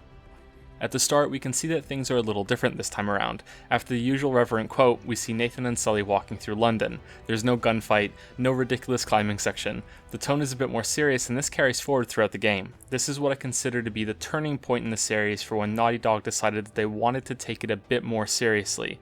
Unfortunately, it's a corner they don't finish turning until Uncharted 4, and this third game suffers a bit from drastic conflicts in tone. The opening in the story shows us the main villains early this time, which I think is great. Nathan and Sully are at this pub to make a deal, to sell Nathan's ring, which belonged to Francis Drake. The buyer is a guy named Talbot, who is representing a woman named Marlowe, who we'll be meeting shortly. Charlie Cutter is also here, who pats down both Nathan and Sully for weapons.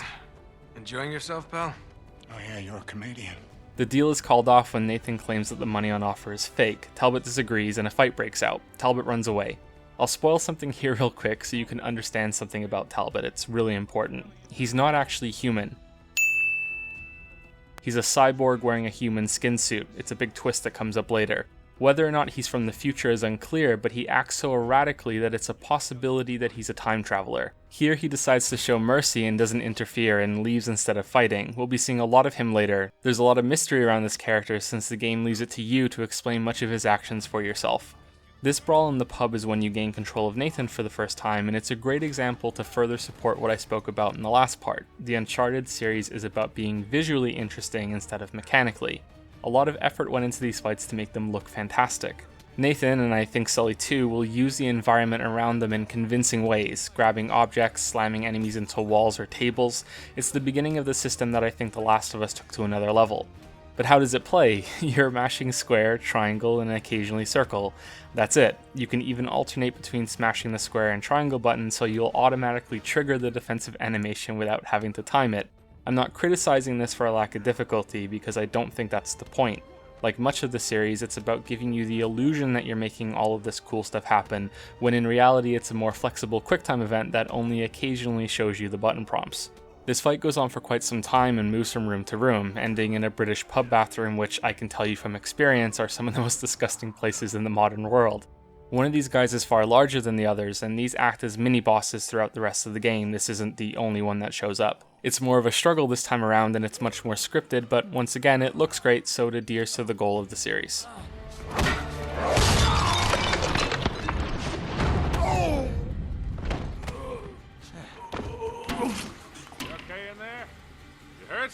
Just my pride.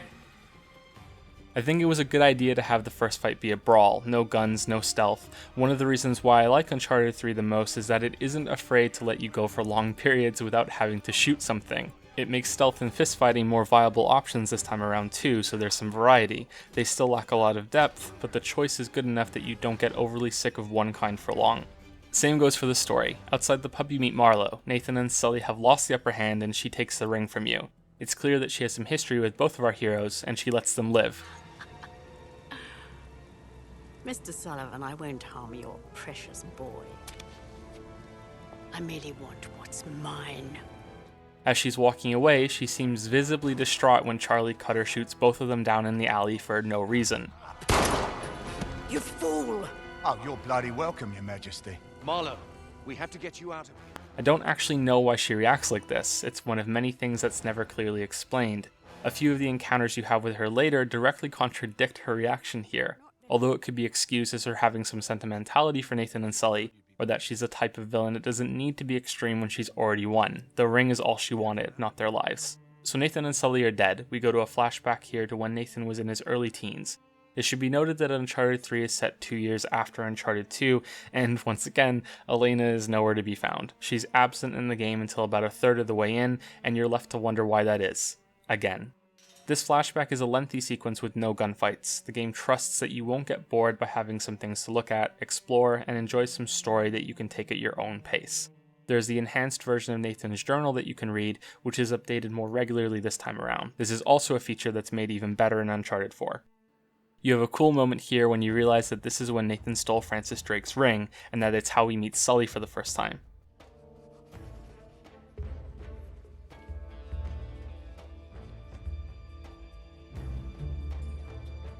In terms of gameplay, this is the game's climbing tutorial. Every Uncharted game has one, and this is Uncharted 3's. You're following Sully through the city. He's also trying to steal something from the Drake exhibit, only he has the resources to make a copy of the key to get into the cabinet. This part is decent. I can see why some people might consider it dull, but it's not much different than most of the climbing parts in my opinion. It's just more transparent of how little danger there is while you do it.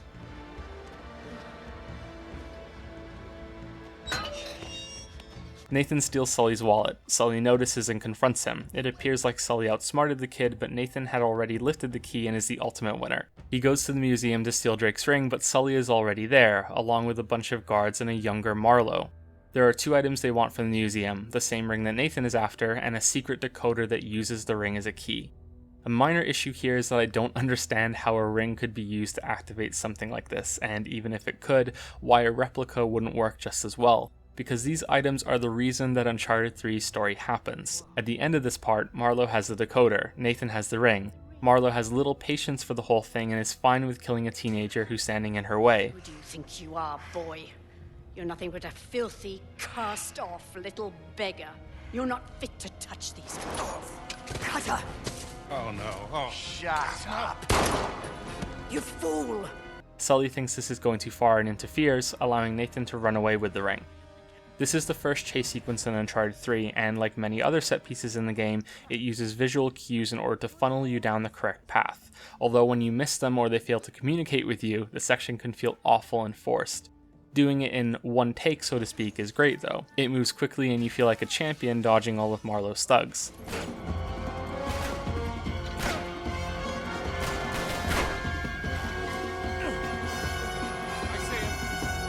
Ultimately, you're cornered and Sully comes to your rescue.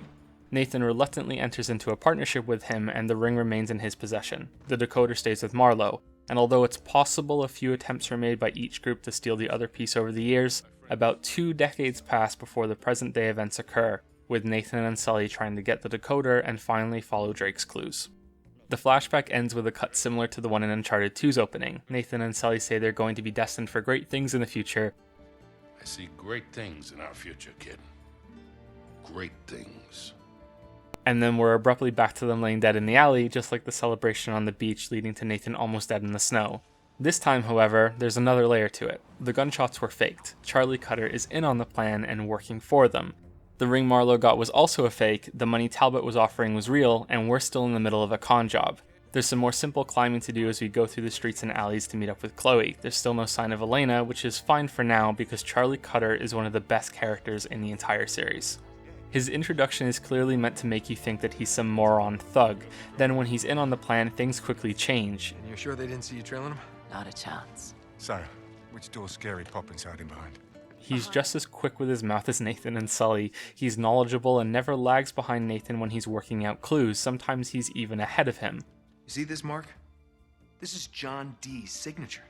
Who the hell's John Dee? John Dee, one of Queen Elizabeth's closest advisors. Everybody knows that. He signed all his letters to the Queen with this symbol, meaning he was her eyes. The original 007, you see, look, 007. Not really that relevant. Some of his lines are funny, and most importantly of all, he's genuinely enjoying himself. He often acts like a kid who gets to play a role in one of his favorite adventure movies. He's having a blast in nearly every scene that he's in, and I love that. Even his grumblings about being claustrophobic were endearing, which you hear about a lot since you delve into the sewers under the city. Like I said, you meet up with Chloe, the best driver in the business, and do some more climbing in a puzzle that's okay. It's probably the worst one in this game since it's slow to get going even after you solve it. Either way, things continue to get weirder as you climb down the sewers. There are some guards to kill, both with stealth and with guns. It's similar to the museum heist in the first game, especially when you're climbing through all the sewer walls. Then you arrive at the ancient train station, then the next section is even older than that. Even the characters comment wondering who the hell they're dealing with and how powerful they must be to have all this hiding under the city. No, seriously.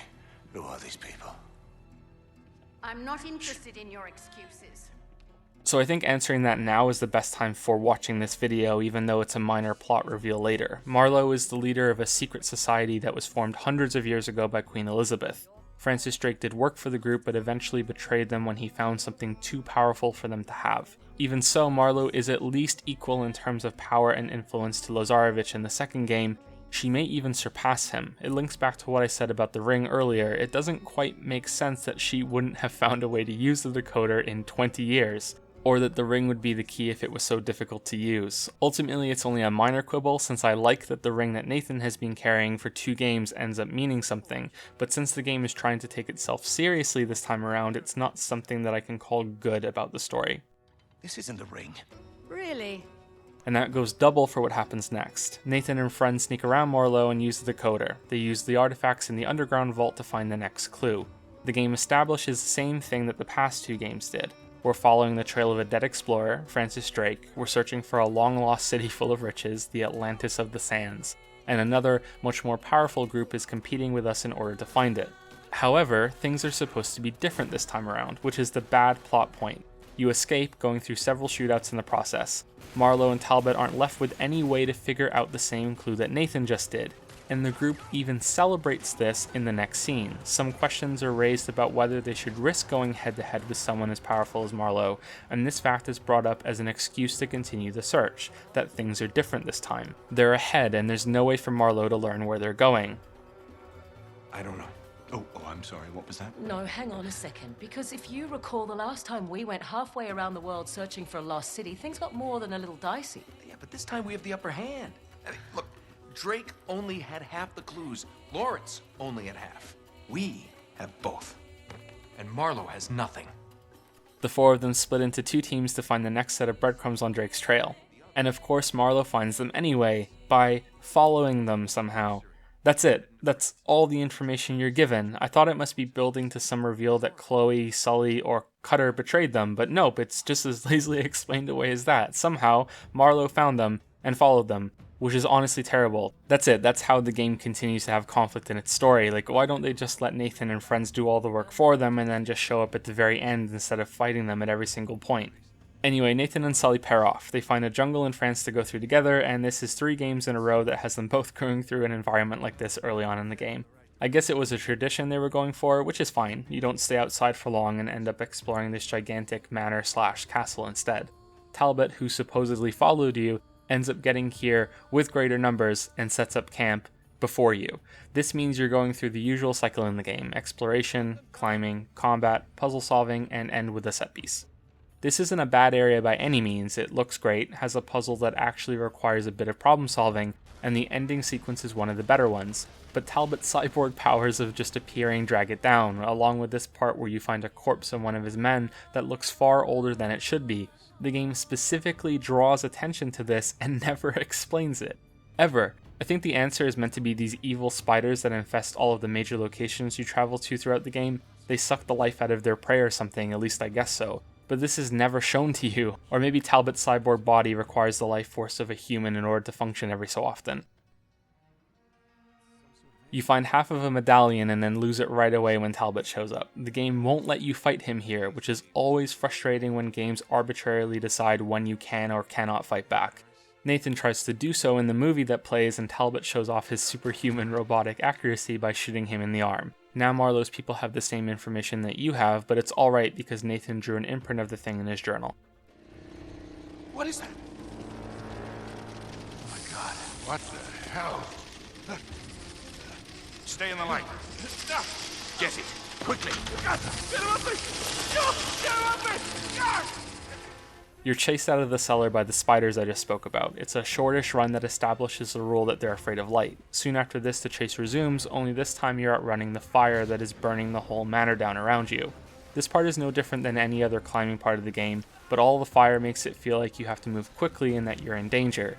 Same goes for the standard shooting parts that you'll be doing here against Talbot's men that apparently don't care that they're about to be buried under a burning building. In terms of gameplay, this is just the usual climbing set piece. Visually, the place looks great as it starts to fall apart, and there's an explosive ending when the tower starts to fall and knocks you clear away as you run along the roof, which has one of the more convincing parts for making you think you're making smart decisions by following the stable parts of the roof, which lines up perfectly for where the tower comes down to send you flying. You end with the conflict being a stalemate with Talbot since you both have the information that was hidden in the manor, but also with urgency since if they followed Nathan and Sully, that means Chloe and Cutter must have been followed somehow too. And since Talbot can use his cyborg powers to teleport around the world at will, he might already be there. You leave for Syria to save Chloe and Cutter, and the following section in the Citadel is probably the worst part in Uncharted 3. Anyway, what's the hurry? They think we're in that. It almost were. I gotta say, I'm losing the plot here. Remind me again why we're doing this? No. If you're gearing up for one of your I'm too old for this speeches, spare me. Nate, these guys are playing for keeps. Yeah, so? Chloe and Cutter aren't answering their phones, which is meant to build into the idea that they might have come under attack, when in reality they just forgot to charge them, which is mind-boggling that that was considered to be a reasonable enough excuse to put in the game. At the start, you have an elaborate climbing part that you would normally have to open some shortcut afterwards for Sully to get through. The game has him magically teleport up to you instead, and I know that may seem really nitpicky, but previous games use these situations as problems to solve, and it's kind of weird that they just forgot about it here. Then you go into the next tower alone, and Marlowe's men inexplicably knew you were coming. They're already active and ready for a fight. Now, as we just established with the dead cell phone batteries, Chloe and Cutter haven't been discovered yet, and Marlowe's people should have no idea which way you'd be coming from, just that you're in this general area. They think we're in that. So why are these enemies already armed and active and knowing that you're here? If they're following you that closely, you have to wonder why they just don't kill you at any time. This part is pretty thoughtless, and I'm confident it's impossible to do purely with stealth because of it, but it does return to you having to open a path for Sully after you clear it out. This area isn't all bad though. After the group is reunited, you have some great dialogue from Cutter and a fun action sequence when Nathan is blasted out of a window. There's also a good puzzle down here when you have to move the globe to match the light sources, but it's brought down by some truly baffling moments that you have to wonder what Naughty Dog was even thinking. First off, the clues you follow here are looking at the stars and then moving the camera down to where it aligns in the fort, which is as awkward as it is stupid for hiding something. Then, when you reach the final part of this series, Talbot literally just appears out of thin air next to Cutter. No one else notices him. He uses some mind control toxin and a dart gun, I swear I'm not making this up, to make Cutter susceptible to his orders. He then steals the notebook they've been using as a guide and then leaves without doing anything else. This deserves its own section. None of this makes sense. This moment is why I've been making the running joke about him being a cyborg. How did he just appear here? How does he have this toxin? All he does with it is tell Cutter not to trust Nathan. Why doesn't he simply just kill them all right now while he has the drop on them? Where are the rest of his guards? How does he just vanish again? Shit.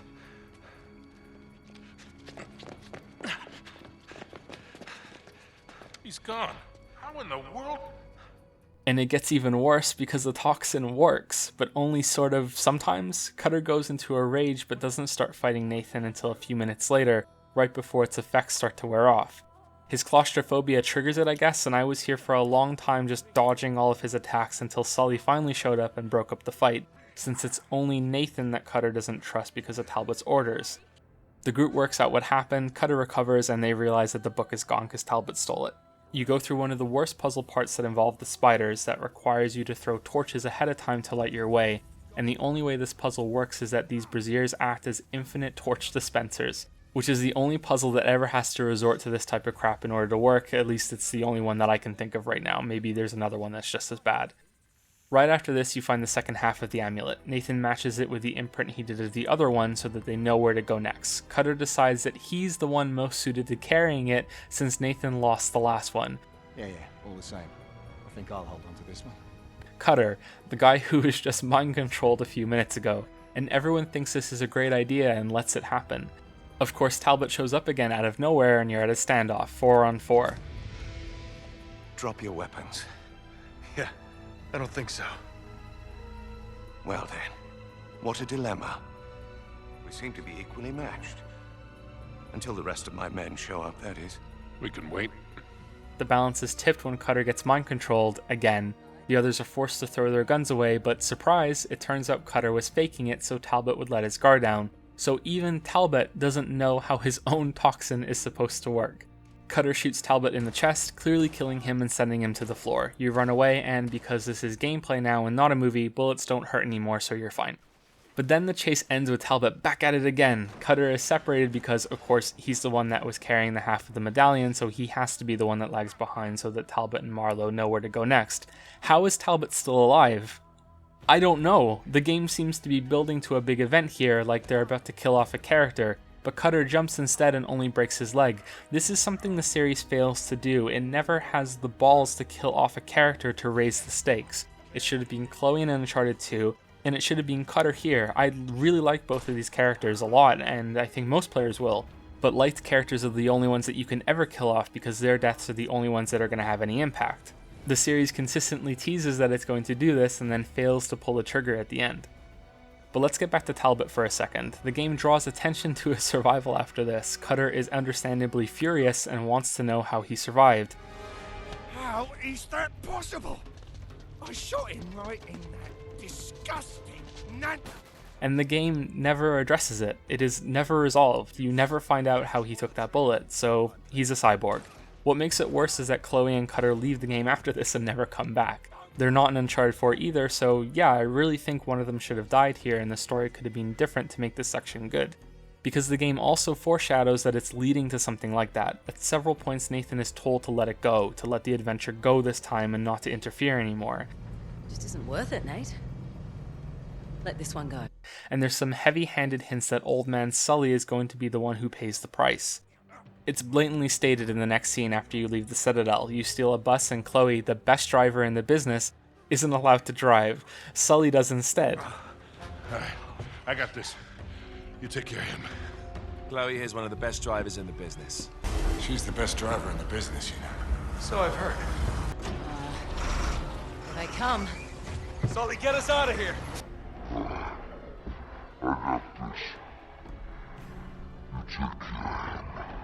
Cutter bows out because of his broken leg, Chloe leaves with him, and the scene ends showing clearly that the only reason that Sully is still sticking with it is because he feels like he owes it to Nathan. He's pushing himself harder than he should be.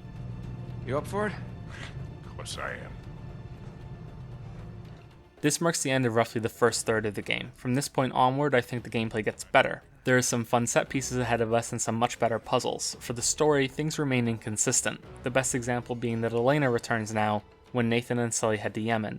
The game attempts a more organic way of reintroducing her, but it still requires so many coincidences like before in Uncharted 2. Elena just so happens to have the exact job needed in the exact city that they need to get to in order to get them passes to explore. She even knows her way around the city enough that she can act as a guide. Again, I know I'm repeating a lot because I'm looking at 3 games here instead of just 1, but I really like the relationship Nathan and Elena have, so it's worth all these hoops to get her back in the game. But the story could have been written in another way so it didn't have to essentially repeat Uncharted 2 all over again. They were married and then quickly divorced in the past 2 years. Elena is still wearing the ring, Nathan is more interested in Drake's hanging around his neck. Nate. You're still wearing it. Yeah, I am. It helps in this part of the world. Oh, really? This is a calm section through the city that's a good change after escaping the Citadel. You go on for a while without shooting people and instead follow Talbot, who has appeared in their path once again. Of course, he already knows they're following him since his cyborg sensors have scanned the whole city. There's a brawl in the market and then you come to the path to the next hidden section. The 3 descend to one of the more elaborate parts in the series. You have 3 puzzles here, all of which require some actual problem solving instead of just following the answers in your notebook. The book only gives hints instead of solving it for you. There were 2 in the manner like this as well. You had to work out the path over the floor that matches up to the symbols in the book. Then you had to move squares on a grid by working out what the surrounding squares should be like. Here, the first puzzle is to match the sketch in the book to where you're standing so 3 switches can be pulled together. Next up, the path splits to 2 puzzles. The first has you putting some cogs in the correct order with a neat trick of the light that acts as a hint along with the symbols on each one. Finally, there's a light and shadow puzzle with all of these mechanical body parts on spikes. You need to put the light in the correct spot to cast a shadow that impales the figure on the wall. It looks pretty cool. And these aren't mind-blowing, but they aren't so insultingly simple as the other puzzles you've done before either. They don't reach the same heights as some of the great moments in, say, The Witness, but they're visually appealing and require just enough thought that I think they're entertaining.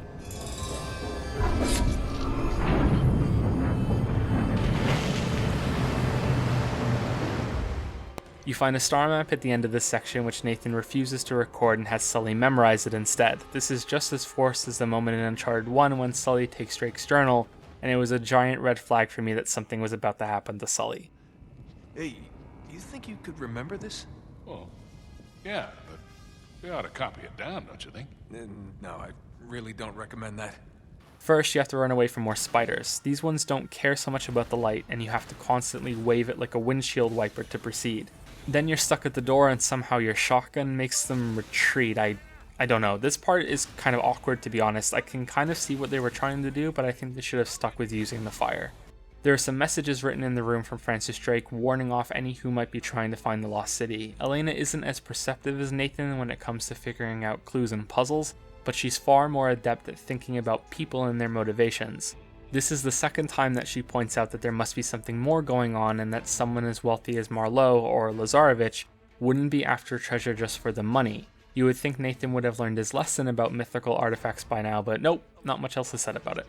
Listen, you've won, okay? You've outsmarted her. You know where to find the city, and Marlowe doesn't. Why can't that be enough? There's a gunfight as you leave in a room full of smoke that, in my opinion, goes on for a bit too long. Then you climb out and Talbot shoots another one of his hallucinogenic darts. This time it hits Nathan, and even without Talbot around to suggest anything to him, he goes berserk. This is different than what happened to Cutter, but this is so ill-explained that I don't even know how to talk about it, so I won't. Nathan runs through the city and this part just drags, it just keeps going and going. This is really happening all in his head though, since he's being captured by Talbot and Marlowe and is being interrogated. When it's finally over, you're sitting at a table and everything is calm. You have apparently just told them everything, and that Sully is the only one who knows how to get to the Atlantis of the Sands. So I think that the awfulness of the sequence we just went through speaks for itself. It really is abysmal, but it's not all bad here. Marlowe reveals some tidbits about Nathan's past. She hints about his real name. It's such a sudden, sobering shift in focus that it was immediately engaging for me, and adds more support to what Nathan stealing the ring earlier hinted at, that he might not be a descendant of Francis Drake after all. Mother commits suicide. Father surrenders son to the state at the age of 5. Entrusted to the St. Francis Boys' Home. It's also Dickensian. It seems like it's building to Nathan being killed and discarded, but he manages to break himself free. This snaps into a chase sequence with you running down Talbot, which doesn't make sense since why doesn't he just teleport away? Jokes aside, this part is great. It's a longer, more involved chase than what you did in the flashback earlier, only now you're the aggressor. There are a lot of cues that you should be watching for and responding to, which, if you get them right on your first try, make this feel awesome. Unfortunately, Talbot does show more of his cyborg powers by being superhumanly fast and strong even after you catch up and fight him. Then you're captured again anyway, so it was all for nothing, which may seem strange. It's a bit out of place, and I have a theory about that.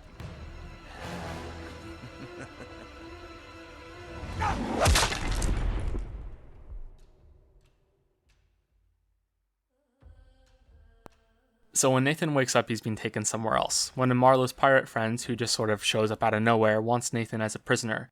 Apparently he has Sully too, which Nathan blindly believes because sometimes the story requires him to be an idiot. You free yourself, have a massive brawl, and are then left to work your way through this giant shipwrecked junkyard in the middle of nowhere.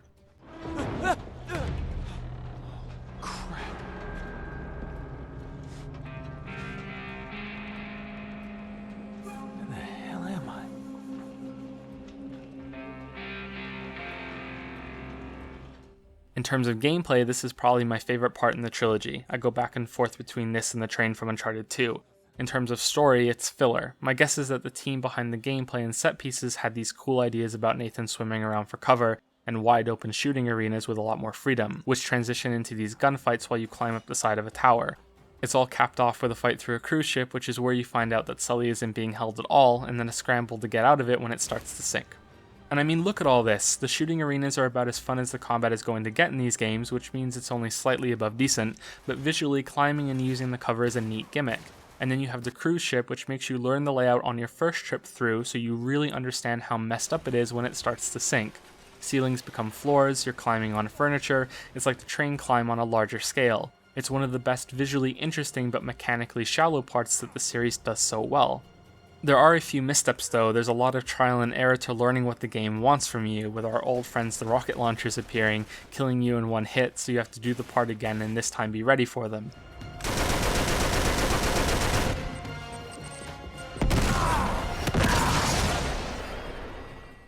There's an armored guy on the ship that is the best example I can ever use to support this idea that some of the combat sections have this predetermined path you're meant to follow, just like a climbing part or a set piece. He shows up and, even going for headshots, I ran out of ammo before I could kill him, because what the game wants from you is to avoid him until the grenade launcher guy starts attacking, then you kill him, steal the launcher, and then use that to kill the armored guy in like 2 hits.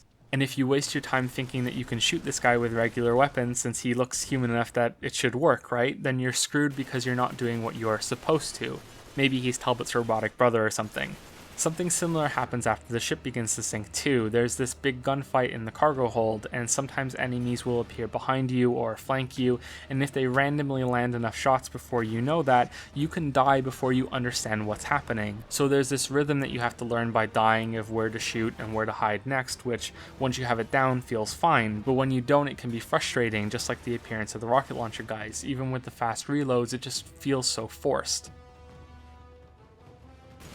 For the story, there's nothing here. Sully was a prisoner, turns out he wasn't, you escape the ship, that's it. You wash up in Yemen, time has passed so Sully really has been kidnapped, just not by Captain Crunch, and is being forced to work with Marlowe. Nathan finds Elena and they form a plan to get on one of Marlowe's planes to rescue Sully. It's not leaving for a few hours, so Nathan has a chance to rest and get some sleep. So we're roughly 2/3 of the way done now, which goes to show you how much of that ship sequence is filler since so little story happens, yet we're suddenly so much further into the game. Like I started saying earlier, it's like one half of the team had this idea for these cool things to happen, but they didn't have time to fit it into the story. So Nathan is just randomly taken hostage by a new character whose only purpose in the plot is to make this section possible. It's a bad resolution to the conflict of gameplay versus story that Naughty Dog is usually good at avoiding, at least I think they mostly succeeded in avoiding it in Uncharted 2, 4, and The Last of Us. Elena and Nathan go together to get on a plane. It makes sense to use stealth as much as possible here, but there's a part where it's literally impossible. You can clear out a whole area, but there are 2 guards at the end that will never move. Even if you kill them quickly together, it still triggers an alarm and more guards swarm the area. Again, it's completely arbitrary, and you have to wonder how many other sections make it look like you can use stealth the whole time, but you really can't. The game has its own ideas on what you have to do. All in all, this is a throwback to the train depot scene from the second game. Nathan even comments on that. He decides to storm off alone for the plane, which almost gets him killed. Elena helps him instead with a car to catch up to the plane, Hey! Deja vu, right? which he uses to time a jump just like he did on the train. Elena then escapes on her own and Nathan climbs into the plane to hide for a while. God!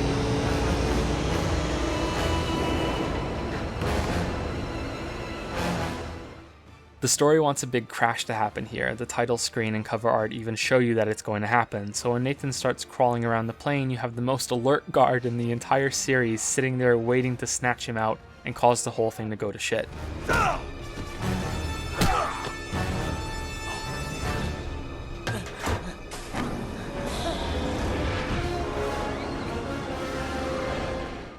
This sequence follows the same visual flair with little to do as many others, and it's just as enjoyable. The part where you're dangling from the plane shows just how extreme this can be, since all you have to do is hold forward, yet it looks like you're clinging on for your life.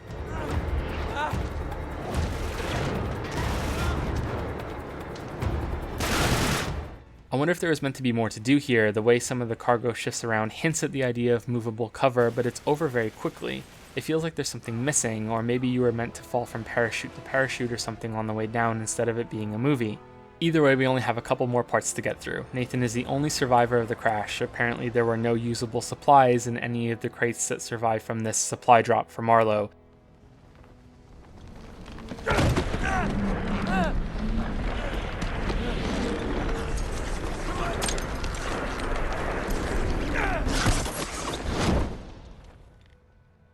But he has no choice but to wander aimlessly through the desert. He has no water and no food, and although he tries to remember the star map, he can't piece it together.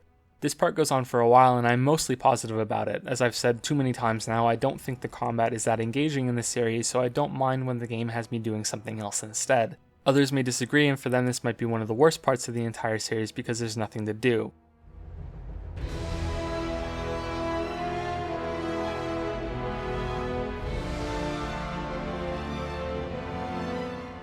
Nathan begins to hallucinate, he sees some mirages, he discovers that he's been going in circles. At least 2 days pass with the player occasionally having control and then watching him in a movie. I think it looks fantastic, and it could have been great if it led to some sort of change in gameplay.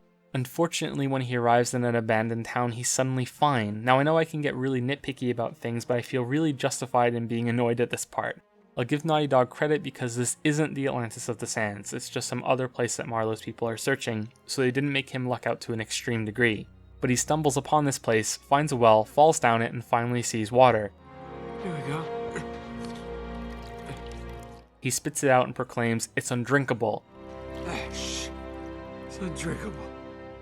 Then he stumbles into the main section of town, and initially I thought this was great. One of Marlowe's guys is practically having a shower as he pours water all over himself. In contrast to what Nathan just went through, this is hilarious. But then you fight them all and Nathan is abruptly back to action hero status. He isn't slowed down or fatigued or injured or anything. There's no interesting twist on gameplay by having him forced to use different tactics or having him weaken like he was when he was carrying the camera guy in Uncharted 2.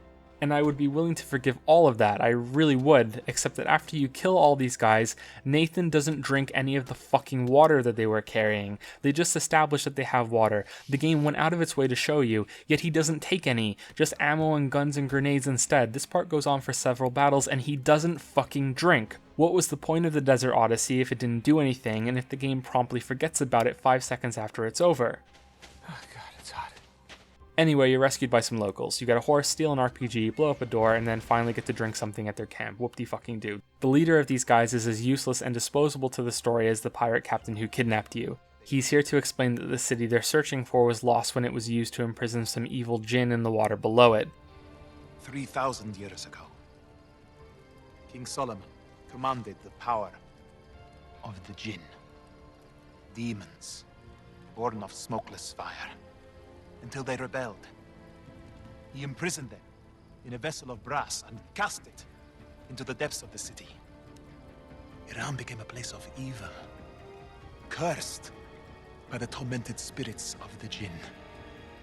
Which seems like a big plot point to me, but it's introduced so quickly and then glossed over, so it's kind of weird, but this leads to one of the best action scenes in the series, so I guess it's fine.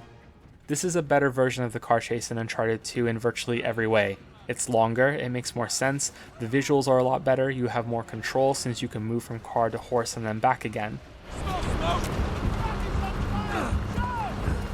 It's a bit like the car chase and the train put together really. There's one of the big guy mini bosses to fight toward the end, and you get to rescue Sully and it feels like you actually did it instead of it being a movie.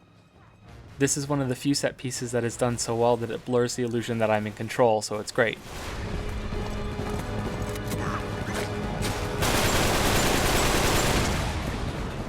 You and Sully then leave together and ride off to the finale. There's another section that I suspect can never be fully completed with stealth. Once you're spotted, these guys can suddenly see through the sandstorm like it's a sunny day, and I really don't like this part for that. You reach the entrance to the Atlantis of the Sands, and there's a similar looking room here to the doors of Shambhala in the previous game. And that similarity sparks what I can only describe as an inferior version of Uncharted 2's final chapters. At first it seems to have a lot of the same strengths and flaws, but this part of the game continually gets worse as it goes on. First off, it suffers from the same stupid issue that Shambhala did. How does a giant sprawling city of gold in the desert remain hidden in the modern age? If the sandstorm around it is permanent and therefore blocks it from view even though there's clear skies when you do get inside, how does the city maintain that storm? It's never explained. The city needed to be buried in order for the story to work at the most basic level, and this is doubly frustrating because very soon after arriving here, you go underground and spend most of your time in this buried part of the city. All they needed to do was cut this opening part out, but maybe they didn't want to because of the following plot twist. The city has a lot of machinery. Parts of it are designed to pump water from a massive reservoir below the streets. You find what is functionally a fountain with Sully and take a drink, then all of the foreshadowing comes true. The sky darkens, an eclipse just so happens to occur at this moment when they discover the city. Talbot appears nearby in his usual way and shoots Sully. He dies and Nathan goes into a rage to chase after them and kill them. No. Please.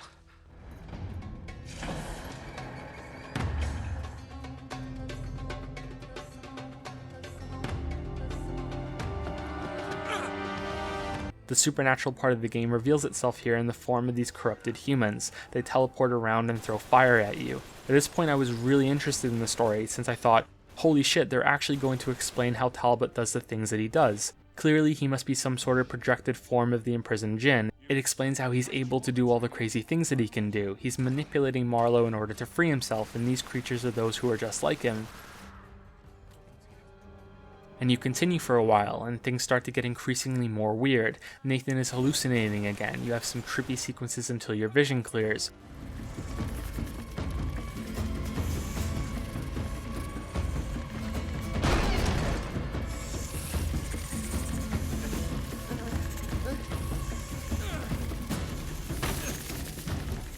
You're underground and kill some of Marlowe's thugs. You have to wonder how exactly it is that they got here before you, but never mind about that. You run into Sully and he's okay. Sort of. That you, kid? Oh, thank God. You all right? Man, I had a hell of a time. What's the matter with you? So the water you drank is tainted by the imprisoned Jinn. Everything that happened after Nathan consumed it was all in his head. So once again, the game didn't have the confidence to kill off a character and chickened out with it was only a dream instead. No. What's really nuts about this part is that Nightmare Talbot still acted like normal Talbot. It goes to show you how little care went into his role in the story, but if you think about it, Marlowe and Talbot want the Jinn because of this magical effect. It's the water that's the true treasure. But Talbot has been poisoning you in the exact same way already throughout the game, so even that doesn't make sense. I can't even begin to comprehend what was meant to happen here. You might argue that they want the Jinn for some other nefarious purpose, and I would love to be able to discuss that, but nothing about it is ever said. The ending here involves fighting a bunch of guys, getting to the watery prison where the Jinn is entombed, the thing is being hauled up just like the golden sarcophagus in Uncharted 1, then you fall into the water and shoot the crane, which causes the entire city to begin to collapse from just 2 shots.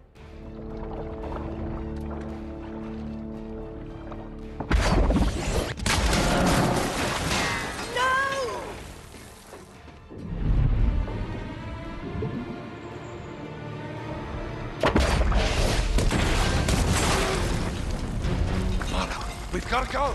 The Jinn falls back down, Nathan and Sully scramble out of the water, and miraculously, the poison effect doesn't stick to either of them even though they're right next to the source this time. Please tell me you didn't swallow any of that water. I don't think so. You then have to flee the crumbling city just like the ending of Shambhala, complete with a bridge that falls away as you run along it. There's no final boss this time. Marlowe is dying, Nathan tries to save her for some reason, Talbot goes apeshit even though he clearly sees that you were trying to save her. No!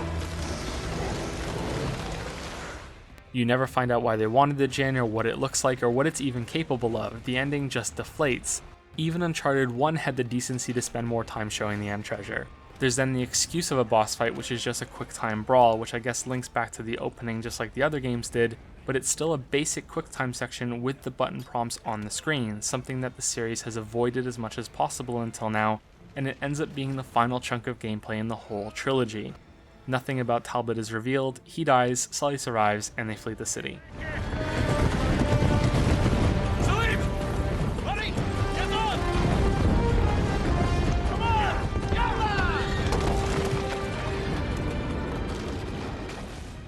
Nathan loses Francis Drake's ring in the city and doesn't get it back. Sully reveals that he's been keeping his wedding ring safe instead.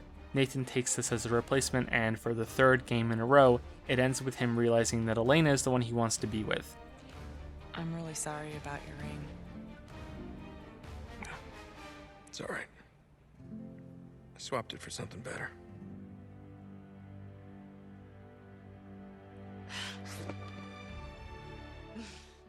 Sully has a new plane that looks similar to the one in the first game, they walk toward it, and that's the end. It's not quite as abrupt an ending as Drake's Fortune, but neither does it provide enough time to come down as Among Thieves. It's a weak end to an overall solid game, which I have probably made sound a lot worse than it is, by doing the nitpicky story thing. The reason for that is that it tried to be more than its predecessors. It gave itself more to work with, more space to have stuff purely for the story, and unfortunately failed to bring it all together in a cohesive way. Whether that was because of time constraints or some trouble with developing the final few chapters, I can't say. I want to commend its ambition even as it failed, especially given the quality that the rest of the game has, and that the whole series has, in its animation, voice acting, and the quality of writing in its dialogue. It's only the overarching story that suffers, which I'm tempted to say can be blamed on the idea of gameplay is king like in Rise of the Tomb Raider, but I'm not exactly sure. It wouldn't be fair of me to ignore that a lot of these problems are fixed in The Last of Us and Uncharted 4, and that bad writing is an easy label to put on something when you don't know how development of an entire project went. This video is already very long, but I feel it's necessary to look at The Last of Us while we're here. We've already committed to looking at the series leading up to Uncharted 4, it wouldn't be right to leave out what could be argued as a spiritual sequel.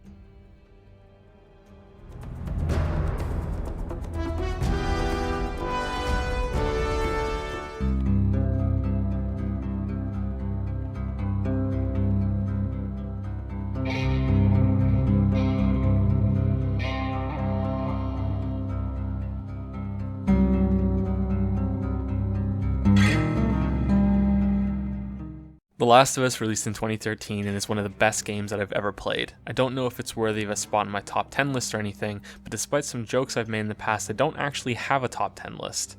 A big part of why I like it is its story and how it's told, which are two distinct things in my mind. It's a decent story that's told very, very well. It doesn't necessarily use video games as a medium to tell that story in a unique way, but at the risk of having to give up my critic card, I don't think that every video game needs to aspire to doing that. On the surface, the game has a lot in common with Uncharted. They're both third-person shooters, combat involves frequent use of cover between shooting, there's some stealth sections, yet a lot of small tweaks all compound together to make it something very different. For the story, one of the reasons that I like it so much is that it's one of the best games that has ever managed to pull off both gameplay and a narrative that works together. Aside from two moments, the gameplay is king mantra does not interfere with this game's story. Nor do I think that gameplay was ever sacrificed in order for some part of the story to be told. Some people might disagree with that since the game uses a lot of movies, but I don't think these happen often enough to weigh down the game. There are probably ways that the player could have retained control in many of these parts, just like similar scenes do in Half-Life 2, but all you need to do is go back and replay that game in order to see that uninteractable movies can sometimes be the better choice. Both ways have their merits. The Last of Us is about two people, Joel and Ellie. Initially it may appear that it's solely about Joel, just like Nathan is clearly the main focus of Uncharted, but as the game progresses it becomes clear that the game is about both of these characters. The setting is the United States after a fungal plague has wiped out most of the population, the cordyceps. It's a more creative twist on zombies that is refreshing visually, but not so much thematically. Like many zombie stories, the zombies aren't actually the point, it's about Joel and Ellie. Another key difference is that the game is far more grounded in reality, which may sound ridiculous considering that I just said the game has mushroom zombies.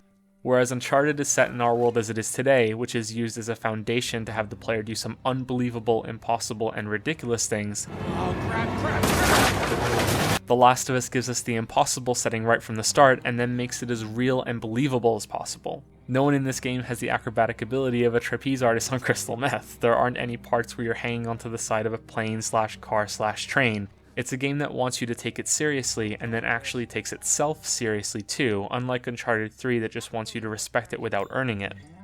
Gameplay has more depth as well, but only a little more. There's no climbing or action set pieces, it's about gunplay and stealth instead, with the occasional unique situation that twists these basic encounter types. Like the Uncharted games, there are still a lot of instances of you being guided on invisible rails, or parts that are meant to be more visually interesting than mechanically, but there's definitely more here for the player to work with. Let's start out with what I think is the best change, shooting. I criticized the imprecise controls of a gamepad for aiming a gun earlier in the video. I don't know if this is intentional or not, but this limitation clearly works in favor of The Last of Us. Ammo is scarce, so much so that you're quickly taught that if you want to do a lot of shooting, then every shot you make needs to matter. Automatic weapons are exceedingly rare, I don't think you get to use one yourself until the very end of the game. So for the vast majority of your time playing, enemies will also be pelting you with more deliberate, spaced out shots. In a way, the shooting feels bad, aiming is difficult, you know that you can't afford to miss. It encourages this more methodical style of play to really think about how you're going to aim and use the few bullets that you have, which ties up nicely to using the analog stick on the controller for these kind of weird movements. When enemies are shooting back at you, things become so chaotic that you also can't afford to waste a lot of time, since health doesn't regenerate in this game. So there's stress put on you from both sides, which is one of the reasons why I'd recommend playing the game on a harder difficulty setting if you're familiar with shooters. This also encourages you to get the most out of stealth when you first arrive at an area with enemies. This is like foreplay before you get stuck into it. The best case scenario is to kill everyone silently so that you don't have to have a gunfight, so you can save your bullets and health packs. I usually don't like stealth games that have you do this sort of thing since it rewards saving and reloading. If you don't know an area ahead of time, then you can hit dead ends or get caught simply because you didn't know the layout of a map yet. You act as a scout on some attempts to see what everything is about and then reload and do a proper playthrough of the whole thing, which is just a kind of a waste of time for me. Here though, the best parts of the game were when I would use stealth to take down about half of the enemies, then I would mess up and get spotted, which would transition into a mad scramble to punch the guy who saw me to death, and finish up with a gunfight. Sometimes I would be successful and silently clear level, but most of the time this 2-act drama would be what happens. Unfortunately, the combat does have some problems. The first one is one of those gameplay is king issues that I mentioned about a minute ago. Enemies have lots of guns and infinite ammo. When you kill them, you aren't able to loot any of them. This annoys me because the game tries to be realistic in so many other ways, but it gets worse when you play enough and start to learn how ammo drops work, because it's only sometimes that enemies will drop ammo, and it's almost always for the weapon that you're currently using, and only when supplies start to get low. The game is making these small adjustments as you play in order to make sure that you always have some ammo, but little enough that you never feel comfortable enough to waste any of it. If you had lots of ammo dropped, then all of the stress in combat would be lost and you could just aim your shots without caring about where they're going to go. If you made it so enemies ran out of bullets, then that wouldn't be good either, since you could cheese battles by waiting them out, although now that I'm saying that, if the AI was a little better, then that could be a rewarding experience for smart players, if they would bait out shots to make them lose their ammunition to get out of bad situations. That actually sounds pretty good. Just because I can't think of a solution doesn't mean one doesn't exist though, so it's still worth pointing out the problem in my opinion. Combat also becomes less enjoyable when you're thrown into a battle without any chance to use stealth beforehand, which is unfortunately how the very first battle works in the game. This doesn't happen often, and it's not always bad, but when it does, it usually feels a lot worse than other sections. Stealth also has some issues of its own, but we'll get to them a bit later. Other things that improve gameplay are the crafting and the zombies. Damage you take needs to be healed with a medkit. Medkits need to be found, or more often, crafted by the player with materials you scavenge in the environment.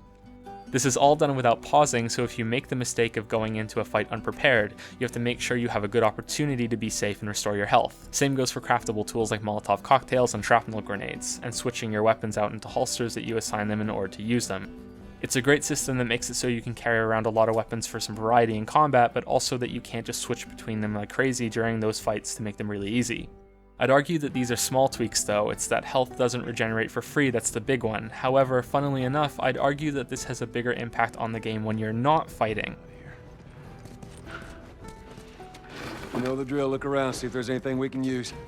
The crafting system comes with the standard weapon upgrades and experience levels, only they're not awarded to you by killing enemies, but by scavenging for gears and pills in all the places you go through. This makes exploring just as important as the combat, and since Naughty Dog put so much effort into making all of these places look so interesting, it gives you a gameplay reason to go through them all, which is also reinforced in the story. I'll briefly mention some examples of this when I summarize the plot, but there's even more emphasis on characters and dialogue in The Last of Us than in Uncharted. A lot of these conversations are optional, and you find them by looking at something or by talking to Ellie. Posters are everywhere.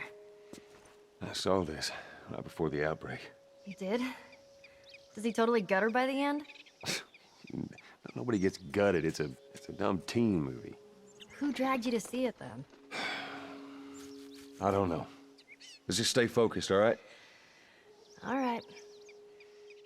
These feel like natural, real conversations instead of so many forced ones like in some RPGs. When you get past a big plot point, return to camp and know that you're due for a new conversation with one of your companions since they trust you now more or some fucking shit. Here the characters are speaking about what they're seeing and going through as it's happening.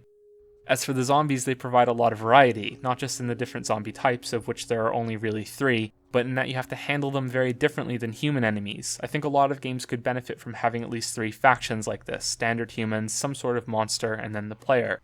It allows for 2 simple types of encounters to still feel fresh because they can be cycled through, although I think it's a shame that you never have to deal with the zombies and human enemies at the same time. That could have been pretty interesting. And that's something that I feel is important to stress right now. The gameplay here is still on the simple side. It's not incredibly deep, but it's still a full step above the serviceable/passable shooting galleries from Uncharted. This isn't just filler between the story sections anymore. And with the game making its story just as important as gameplay, I think this was a good decision. It's a lot easier to avoid them clashing with each other when it's kept relatively simple, and it's still very enjoyable.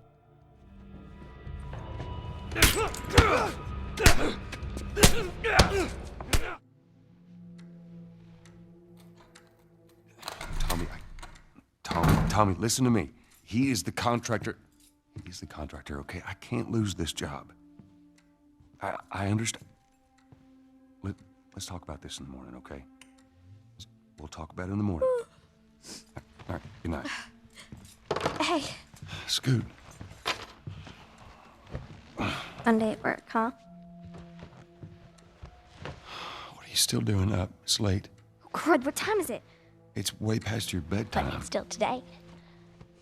Honey, please not right now. I do not have the energy for this. Here, What's this? your birthday? So we've touched on gameplay. There are a few more things I want to talk about, but let's save them for some breaks as we go through the story. We'll be doing that next, a summary of each section in The Last of Us. Unlike the chapter system in Uncharted, this game uses the 4 seasons as a way to break up each section, with smaller chunks divided in each one. We start off in summer, which is by far the longest of the 4. I estimate that it has roughly the same amount of content as the other 3 combined. Before that, however, there's the game's prologue. This can work in one of 2 ways depending on the person playing. Simply put, there are going to be 2 types of people holding the controller: those who know something about the game and watched a trailer or 2, and those who know absolutely nothing and are playing it blind. That may sound really stupid and basic when laid out like that, but here's why I'm going to the trouble. I need to talk to your dad now. There's something... We start playing as Joel's daughter Sarah, not Joel. This isn't the same girl that's seen in the trailers, and considering that it's a game about the apocalypse, the dread starts to set in about what's happening, which is expertly helped by how great the opening exchange of dialogue is between these 2 characters.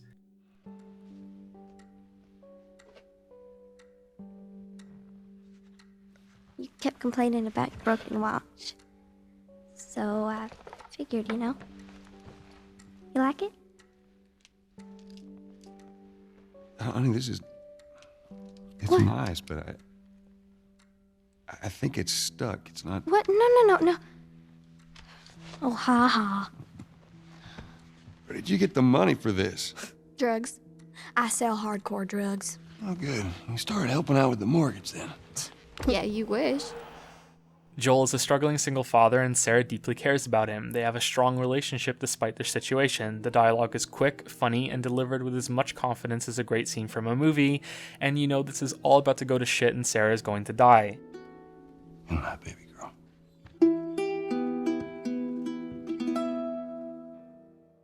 If you don't know anything about the game, then you get to experience the surprise of the city descending into chaos and being unclear about what's going to happen next. You have some time to explore the house, which was, at the time of release, one of the more convincing homes that I had seen in a game, and witness this trick that I love a few minutes in. There's a reporter on the TV that is dealing with some crisis. Where the heck are you? We've received reports that victims afflicted with the infection... You're a little girl safe in her quiet home, clearly far away from it. An explosion happens on the television that can also be seen through the window. And just like that, whatever is happening in the city feels a hell of a lot closer than it was a second ago. Things continue to get worse as the scene goes on. Joel rushes into the house, they're attacked, and he's forced to kill someone, which has a lot more impact for these characters since they don't know what's happening yet, and just contrast that to Nathan's reaction in the first scene in Uncharted 1. Jimmy, I am warning you!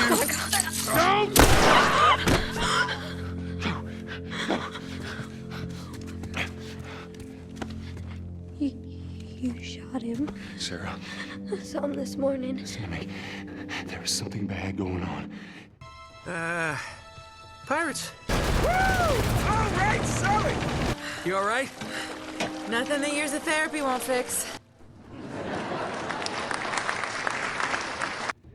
Joel's brother Tommy is introduced, who is important to the story later. All the while, you're just a helpless kid in the back of the car along for the ride, but with the perception of an adult holding the controller that's able to recognize that these two men have absolutely no idea what the fuck they're doing. There's a sense of scale in this opening that I really like. It actually feels like you're being driven around a real place. The visuals aren't quite as cutting edge now, so it might not have the same impact, but at the time it was very impressive. The one flaw I can point out is that the game switches avatars partway through. Sarah gets injured enough that she can't walk. Joel has to carry her, and I wonder sometimes if the game should have kept the player with Sarah and have Joel carry you around. This change arguably might ruin a moment at the end of the game, but like I said, I have to wonder. Try and remember that. The opening ends with Joel fleeing the city with Sarah in his arms. Tommy is only a few minutes behind them. We're almost there. A soldier stops him from leaving, and if you didn't see Sarah's death coming before now, what this guy mutters into his radio will be an oh shit moment. Sir, there's a little girl. But... Yes, sir. I think the image of this guy is also important. What he's wearing, the automatic rifle, and the flashlight. You can't really see him clearly. He opens fire, Joel turns to shield Sarah, Tommy shows up and kills the soldier. Please don't. Sarah somehow still got hit, and the game fully commits to how serious it's going to be in the ending moments of this scene. They could have faded to black with Joel crying. They could have avoided showing the girl dying. But not only do they linger here, Sarah whimpers and squeaks as she dies. The game makes you watch it and solidifies the tone that the rest of the game will follow.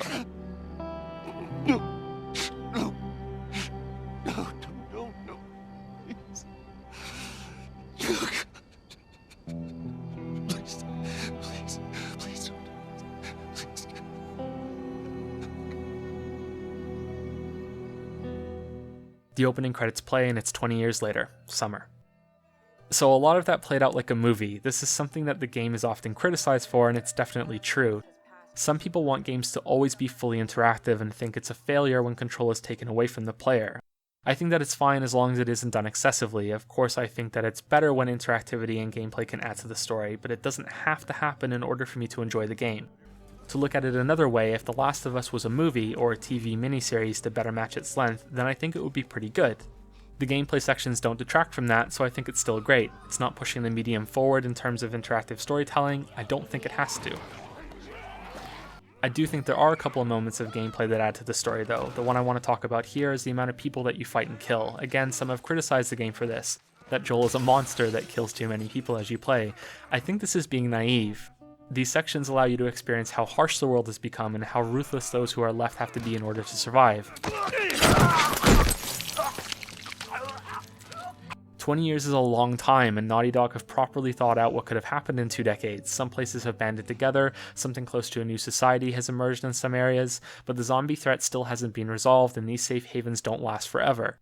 This is the world that Joel has been forced to live in after losing his daughter. All the fighting you do as you control him has been a regular occurrence, and judging by some of the things he says halfway through the game, what you see as you play might be some of the more peaceful years compared to what he's seen. This is how you gonna repay me, huh? Repay you? For all those goddamn years I took care of us. Took care? That's what you call it? I got nothing but nightmares from those years. You survived because of me. It wasn't worth it. And not only has he survived, it's established right away that he's doing better than most. He's become the sort of man that thrives in this new world. And because of that, this next scene might be kind of dull depending on how much you're invested in the game. Joel's partner Tess shows up, apparently someone stole from them and they want revenge, but you have no idea who these people are, so it's difficult to care. It's really about showing that Joel has made something of himself and what life is like now inside the safe zones. The place is understandably totalitarian because security is more important than anything when there are monsters that can turn other people into more monsters. People are executed right there on the spot in the street if they're infected. A bomb goes off, which, while unusual, doesn't exactly surprise either Joel or Tess. You're also shown a network of resistance against what passes as a government, a network that apparently has a lot of respect for Tess, not so much Joel though. Where do you think you're going? Malik, sit back down. Oh, sorry, Tess. Didn't realize you two were together. Go ahead. Tess is the boss, and Joel seems content to debate some issues with her, but eventually settle into following orders. There are also mentions of a larger resistance group called the Fireflies that are apparently being purged from the safe zone today. Joel and Tess don't care about any of this. All they want are the weapons that were stolen from them. You go through some combat and stealth arenas, you're introduced to the basics of gameplay. This is some sort of old shipping or warehouse area, so stuff you use for cover here mostly makes sense. It's not the best part of the game, but it's functional. Nicely done, Texas. Joel and Tess confront the guy who stole from them, and if there was any doubt left in your mind whether these are noble people, or if noble people can even exist in this world, it's squashed when they execute him without a second thought. That is a stupid idea. A new character named Marlene shows up right after this. She's an officer in the Firefly group and are the new owners of the weapons that Joel and Tess want. A new deal is struck for them to smuggle something out of the city, which turns out to be Ellie, the other main character in the game. What happened? Don't worry, this is fixable. I got his help. But I can't come with you.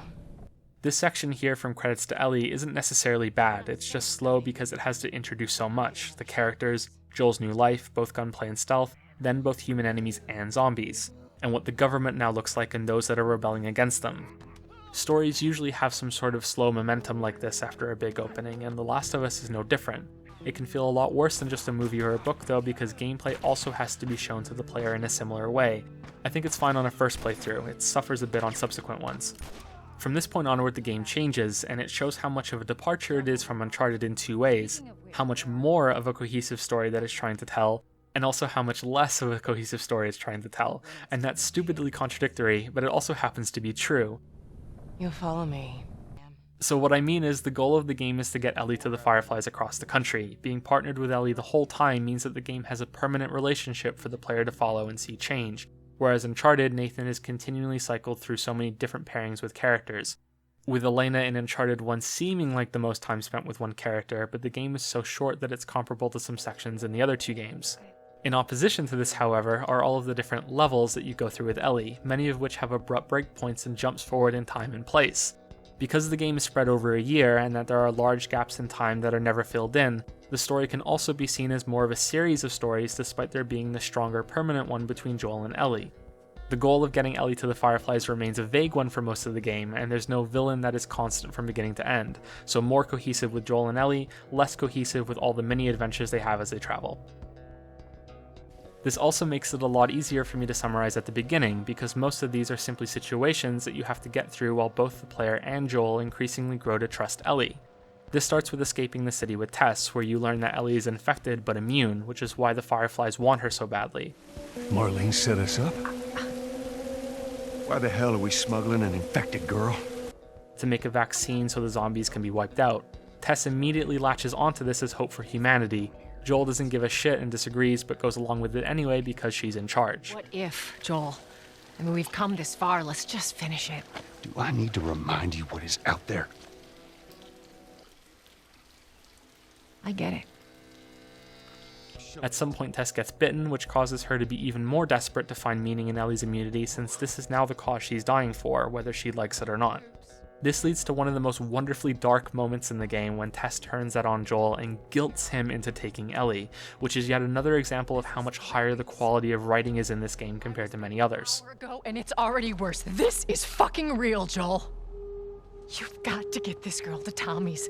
He used to run with this crew. He'll know where to go. No, that was your crusade. I am not doing that. Yes, you are. Look, there's enough here that you have to feel some sort of obligation to me, so you get her to Tommy's. It's like we're on a date. Well, I am the romantic type. You got your ways. Make this easy for me. Joel is cold to Ellie but far from indifferent. He often loses his patience, yet there are moments when his guard drops and some of his past self comes through, with the wristwatch scenes being the most often pointed to examples. Your watch is broken. And then here with him glancing at it in a calm moment, which is probably something he isn't even doing consciously. He doesn't care about the cure, and at the moment of Tess's death, he barely cares about Ellie either. Yet the guilt trip works and he continues on. Why don't you just take me back to Marlene? She was up to the task. Why'd she drop you off on us? Well, maybe she's better now. Kid, I don't mean to upset you, but your friend's chances of survival weren't too high to begin with. She's a lot tougher than you think. The next scene shows slices of the new world while also being the backdrop to this new partnership. These sections offer more opportunities to explore and do some of that scavenging I mentioned earlier, along with some optional conversations with Ellie. Would you play this before? No. But I had a friend that knew everything about this game. Apparently, there's this character called Angel Knives who'd... what was it?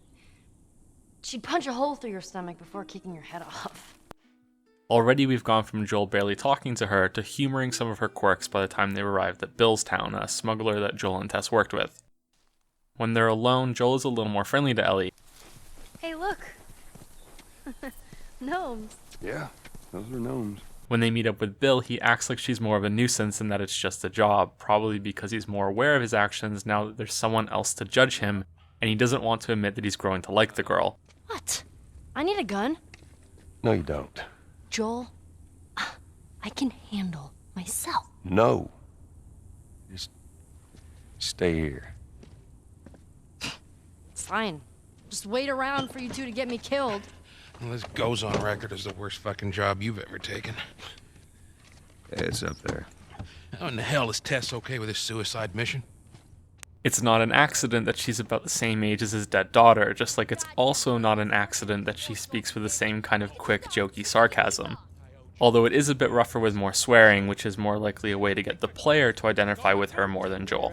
By the looks of it, you could lose some of that food. Listen to me, you little shit. No, fuck you! It's late. God, what time is it? There's a part here when Joel steps into one of Bill's traps and has to shoot off zombies while dangling upside down. It's one of a handful of parts that comes close to the set-piece gameplay of Uncharted. It's a fun twist, but because I'm a nitpicky asshole, it bothers me that the game magically gives you infinite ammo for this to work. I can't see a way around it though without it becoming frustrating. Bill is a neurotic survivor that is always muttering reminders to himself. You find some of his notes scattered over the town, which come across as the usual terrible video game crap of people leaving journals everywhere. Then you meet him and yeah, this is a rare exception. This guy has gone a little nuts and all the notes make sense. All right. You gotta check the barricades again. You neglect the simple shit and now you're paying for it. You know what that means? Taking all the supplies from the warehouse. Okay, well now he's talking to himself. He apparently owes Joel a lot of favors, and the deal they make is for a working car to call it even. As they gear up, he orders Ellie not to touch any of his stuff, which she does anyway, and steals a couple of things that come up later. This part is heavier on gameplay, a stealth section past some zombies, then a shootout to the school. Bill mentions that he had a partner working with him for a while that left in the same direction that they're going, to get a working car battery from a truck that crashed into the school a while ago. When you get there, the battery is already gone and you're attacked in the gym by a giant zombie.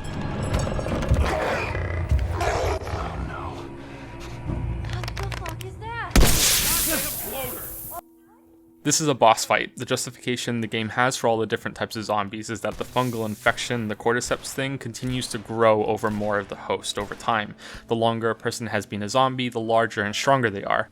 From those who are just turned, who are like normal zombies, to the blind clickers, and then the giant brute guy seen here. The boss will kill you instantly if you get too close. It also throws fungal bombs at you between charges. I'm mostly neutral about this fight. Sometimes I think it feels kind of forced, but it's a fun departure from the other enemies. These things come back later as semi-normal monsters, and you can learn that they're easily taken down with fire damage. You find Bill's partner in a house after this. He was the one who took the car battery and managed to fix up a car, but he was bitten before he could leave and killed himself before the infection could change him. You can find a suicide note that's a hateful rant against Bill, and the game even lets you give it to him, which is pretty harsh. But without much context about the relationship, it's possible that Bill might be glad that he had something of him at least, even if it is this hate note. Well, fuck you too, Frank. Fucking idiot. Joel and Ellie leave together in the car. She reveals what she stole from Bill's stash, a comic book and a porn magazine. She cracks a pretty good joke. Oh, I'm sure your friend will be missing this tonight. Mm-hmm. It's light on the reading, but it's got some interesting photos. Now, Ellie, that ain't for kids. Whoa! How the hell would he even walk around with that thing? Get rid of that. Well, hold your horses. I want to see what all the fuss is about. Oh, why are these all stuck together? I'm just fucking with you. And this makes things click into place about Bill, that Frank was more than just a friend. I like this for two reasons. It adds some extra weight to everything that just happened in the previous scene, but only if you stop and think about it for a second or two instead of having it slammed over your head. Once upon a time, I had somebody that I cared about. A partner. And that the game has a homosexual character without having their sexuality be their defining trait. I think it's a much more mature and serious way to go about this sort of thing, and it also means that while Joel was hiding what happened to Tess from Bill, that he was doing something similar about his partner. Look, Bill, about your buddy back there, that's a tough deal. And what else did you get? Well, here. This make you all nostalgic? You know, that is actually before my time. I also like this car scene because it shows Joel and Ellie bonding some more, along with one of the funnier jumps in time from when Ellie proclaims that she's not tired and is then immediately asleep in the next scene.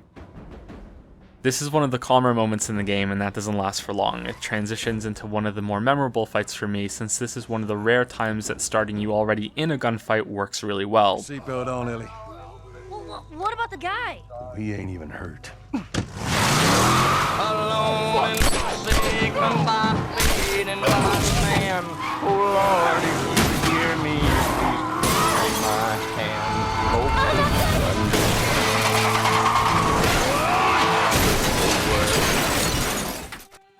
This battle against the Raiders is frantic, and I think that how you're dropped into an unknown area and cornered adds a lot of tension. I felt like I had beaten the odds when I'd gotten through this part. This is the beginning of what I think is the longest series of directly linked events in the game, getting through Pittsburgh, meeting Sam and Henry, and reaching the end of summer. There's a lot of sections of fighting, exploring, and some character development with Joel and Ellie. He's starting to open up to her, and that change is immediate after the car crash when you find the Raider supply garage. He reveals that he's been on both sides of the fight that they were just in, and that adds some more complexity to what he's had to do to survive in the 20 years that we didn't see after Sarah's death. How did you know Know what? about the ambush?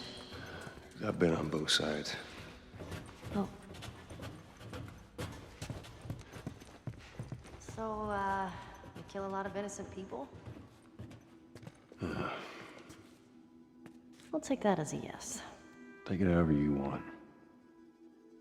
Again, I see people criticize his character a lot, and I don't think that's fair. He's not beyond redemption, and at no point does he appear to enjoy any of the violence that he inflicts on others. It's purely about survival. Of course, there might have been a time when that wasn't the case, but we can only go by what we're shown and told in the game. I think the game's ending also plays a big part in how people view Joel, that he's a bad, selfish person, and we'll get to that. That's funny. For now, there's a cycle between different combat sections, some light environmental puzzle solving, and some story. The battle arenas are larger here, and at least in my experience, this led to more opportunities to mess up the stealth part and get myself into a gunfight. At one point, you're separated from Ellie and have some zombies to get through. Then, when you're reunited, Joel is nearly killed and Ellie saves him. This is the first of many turning points in their relationship. I'm not sure if Joel is embarrassed or angry that she had to save him, but he's initially pissed off and acts like a dick. And you just hang back like I told you to. Well, you're glad I didn't, right? I'm glad I didn't get my head blown off by a goddamn kid. There's a pretty good optional conversation about it soon after, with Ellie being just as passive-aggressive as he is. She's basically telling him that if he's going to treat her like a child, then she's going to act like one. Wait there, okay? Sure, Joel. I'm not going anywhere. We need to get back out, find that bridge. Tell me where to go. I hate this crap. Joel then finally admits that she was right, and he lets her have a gun, a rifle at first and then a pistol afterward, and says that she should start helping him. He's moved on to accepting her and trusts that she won't accidentally shoot him in the next scene.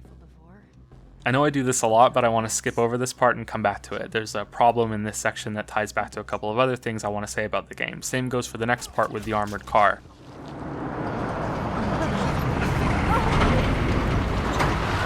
So let's skip through it. You have to run away and end up taking shelter in one of the nearby buildings where you meet Sam and Henry, who are this section's version of Bill, the guest stars of this area. Henry is the older brother, Sam is the younger. Ellie immediately bonds with Sam, Henry and Joel take a little longer. The brothers have a similar dynamic as Joel and Ellie, and since Henry often treats Sam like he's an idiot and far less mature than he actually is, I have to wonder if this is meant to make you think about how Joel treats Ellie. If so, then I'm going to be honest and say that I didn't get it. They felt like standard characters to me, interesting because of the conversations they can start, but not carrying any bigger meaning in the game.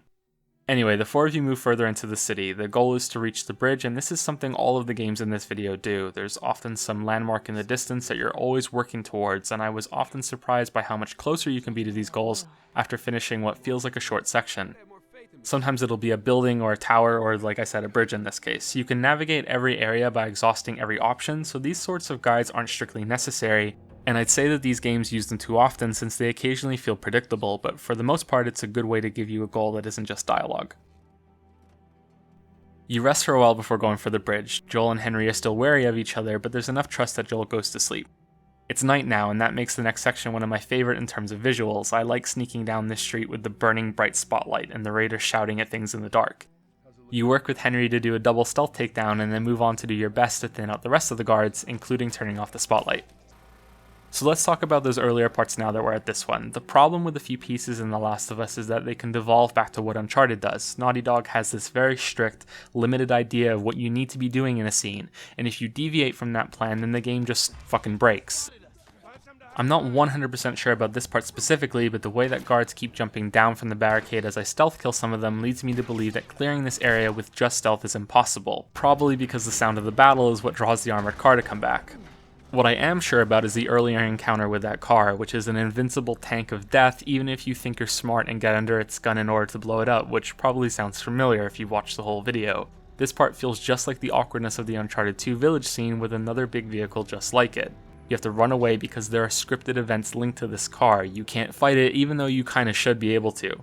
Further back than that, we have the part when Ellie is covering you with the rifle, which is also impossible to do with just stealth because the game has a movie after this with dialogue that mentions Ellie fighting. This could have easily been resolved by having someone spot Ellie so it's not the player's fault, or someone spots Joel right at the start so the player doesn't grow to resent Ellie for messing up and you having to fight. How'd I do?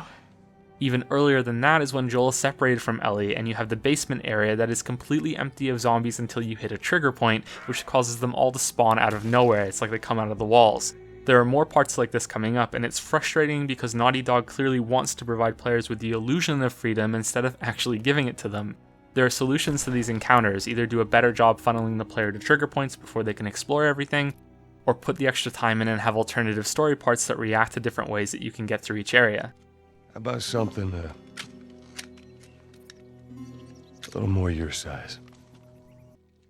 The most ridiculous of them that we've already passed is right after Tess dies. If you wait at the locked doors to kill the soldiers in an ambush, which I thought I was being smart when I did it here, then you can walk back into the room with Ellie and see Tess's corpse on the floor.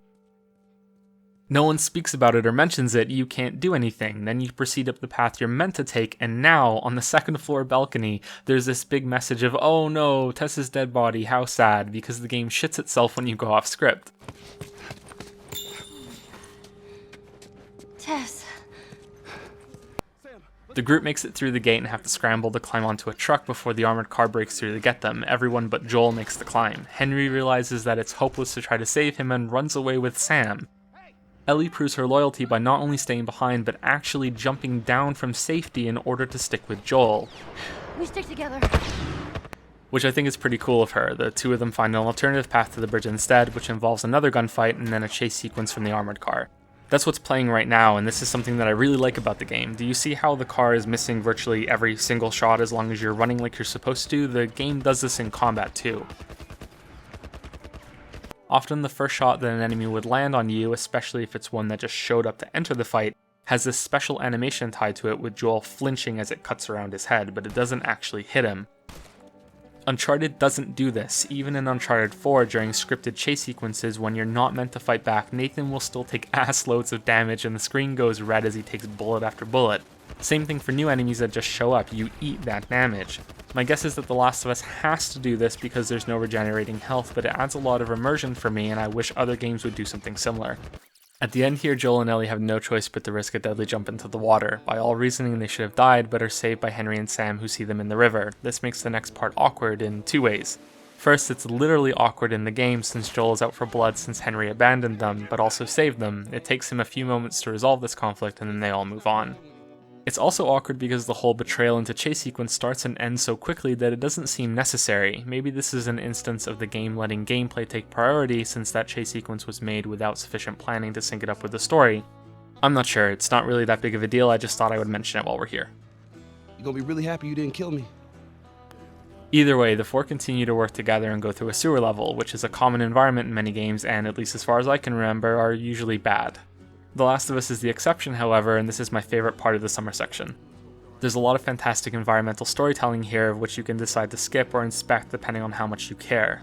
Some of it is surprisingly dark, even for this game, and there's a lot of journal notes to find that make a little more sense than most games since the place is covered with signage. Jesus. Some real thought has went into how the people down here would have gotten food and water to survive, and I think it's a shame that this place wasn't still active when you get here. I think it could have worked well to break up the action, and seeing a thriving little village in the sewers that's still functional may have been more interesting than the zombie slaughter that you do here in the game instead. Like my last point, this isn't something that I'm sure about, it's a part that I like so much that I guess I just wish there was more to it. Maybe the people living here could have had a section that they blocked off that was full of zombies that you needed to get through, so you could have had the best of both worlds. Maybe I'm wrong and it would be worse though, because the next area offers a peaceful pause anyway. You get to explore one of the more convincing suburbs in gaming. A lot of the houses can be entered and looted, there are a lot of things to scavenge and optional conversations, and it's honestly great. Yeah, well, now it's awesome. Isn't that right, Joel? In terms of gameplay, however, it's luring you into a false sense of security. You think you've put enough distance between you and the raiders in the city, and you're quickly shown that you're wrong. Get out! Fucking sniper. It's strange to me that my least favorite part of the game is right after one of the best ones. This is the most blatant example of the game having a set order of events that you need to follow out of everything we've looked at so far, including Uncharted. This section stood out in my memory so clearly that it's the reason that I knew I had to replay The Last of Us and talk about it in this video. There's a sniper at the far end of this area. The game tells you to go forward so you have a better chance of taking him out. What it actually wants you to do is get into the house and sneak up on him in the room, but it doesn't tell you that. So I did what I would do in any other game. I went for the closest piece of cover to the sniper's window that I could find, and I tried to kill him. And you can't. You just can't. There's no one holding the gun. It doesn't move when it aims at you. You can throw explosives and Molotovs through the window, and it doesn't matter. The game refuses to let you choose your own way to solve this, or a better way of saying it would be that the game refuses to let you use your usual tools in order to solve this. It gets even worse, however, when you're forced to give up and go through the house. The sniper anticipates you sneaking up on him and hides in the room, but he's invisible. You can look inside before you go in. He's not there. He magically appears when you cross the door. You'd think Joel would be more suspicious after years of fighting, but the game supersedes that in order to have a struggle with the guy, followed by you taking the rifle for yourself to protect the others. At least the game gives you the same infinite pile of ammo that the sniper used beforehand.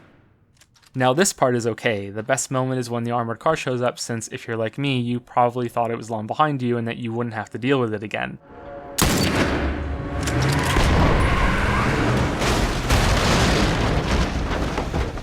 Some zombies also attack the others, which are also scripted to set up a small twist in the next scene. This movie is the end of summer, and I think it's the first time that our narrative perspective shifts from Joel to Ellie. Joel and Henry are busy getting along after they've endured another fight. Sam is feeling neglected in the other room. What are you scared of? Let's see. Scorpions are pretty creepy. Ellie tries to cheer him up, and of course, since this game can rarely have a happy moment, it turns out Sam is infected. He proves his older brother right about being an immature kid by not telling anyone, which almost gets Ellie killed in the morning. The celebration from the night before shifts like a whip crack into Henry having to kill his own brother and then turning the gun on himself. Screw it!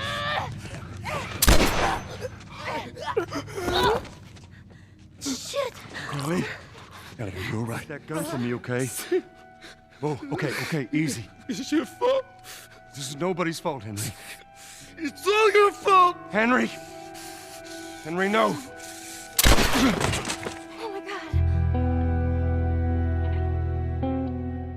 The game then cuts to black. We don't get to see the aftermath or how Joel and Ellie react.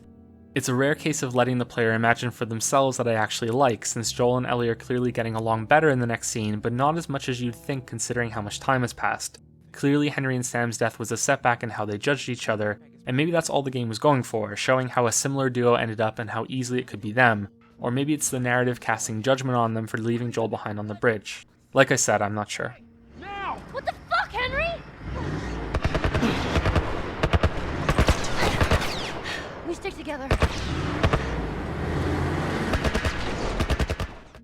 There are 3 seasons left, but I'd say we're at least halfway through the game. Fall has another big turning point for Joel and Ellie. It also sees the return of Tommy from the opening.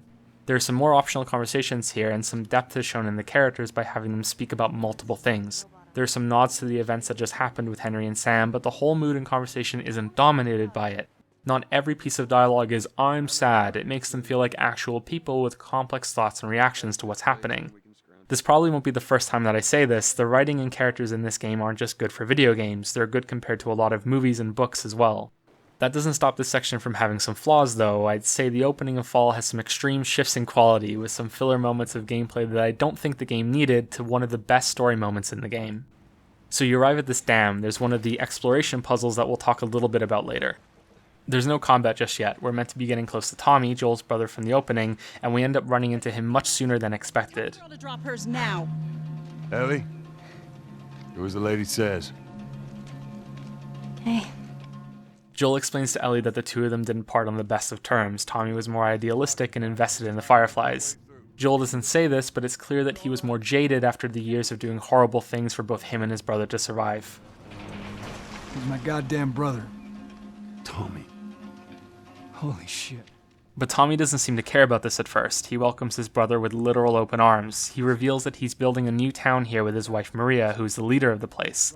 They have a semi-working electric dam so their homes have power. It all sounds great, but Joel doesn't care. He's here to pass Ellie on to his brother so that he can be done with the whole thing.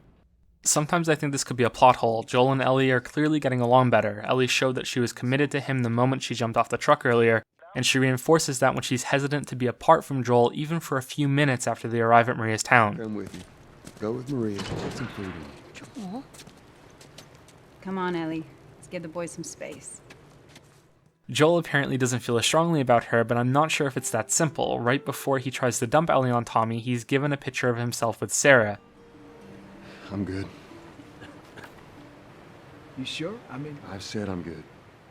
He refuses to take it. It's clearly too much for him, and now that I'm thinking about it, I wonder if this is why Henry and Sam die in the end. It's a much more recent reminder of death than Tess. Joel also strikes me as stubborn enough that he's following the plan that he formulated in his head months earlier and hasn't thought to consider that things might have changed. But I ain't taking that girl off your hands. This is how you gonna repay me, huh? Repay you? For all those goddamn years I took care of us. Took care? That's what you call it? I got nothing but nightmares from those years. You survived because of me. It wasn't worth it. I bring you the cure from mankind, and you want to play the pissy little brother. Tommy refuses to take Ellie, and the two are about to have a blowout fight about it when raiders attack the dam, and this is the gameplay I mentioned a bit ago that I consider to be completely unnecessary. It's the closest the game gets to the awful shooting galleries of Uncharted. I guess it provides an excuse to break up the conversation about Ellie. Can I? Yeah, of course. He likes when you pet his ears. You ever ride one? I actually have. And ultimately leads to her having an opportunity to steal the horse and leave, but some spectacle with the dam lighting up the town could have worked instead of some forced combat. Unfortunately, it only gets worse. This is the only other time in the game that I think gameplay is king reared its bloated head and ruined some of the story. Ellie has rushed away from the dam on horseback. Joel and Tommy follow and are ambushed on the same path that Ellie took, which she somehow got through just fine without any danger whatsoever. Yet you have to stop and play whack-a-mole with the raiders and your guns. I really dislike this part. In Naughty Dog's defense, however, it's possible that these fights are here because combat in the next part is more necessary. You track down Ellie in a farmhouse. She's sensed that Joel is about to leave her and she's not happy about that. Well, I guess we're both disappointed with each other then. What do you want from me? Admit that you wanted to get rid of me the whole time. Maria had apparently told her a few things about Joel's dead daughter, and I think you'd be hard-pressed to find a better presented big moment in a game than this one right here. Stop with the bullshit. What are you so afraid of? That I'm gonna end up like Sam? I can't get infected. I can take care of myself. How many close calls have we had? Well, we seem to be doing all right so far. And now you'll be doing even better with Tommy. Not her, you know. What? Maria told me about Sarah. Ellie? And... You are treading on some mighty thin ice here. The delivery is perfect. The look on Joel's face works to reinforce what is being said. There's this well of rage and sorrow that's threatening to burst if Ellie keeps pushing. And that's why the Raiders showing up is important, because Joel is unstable enough here that this break is necessary.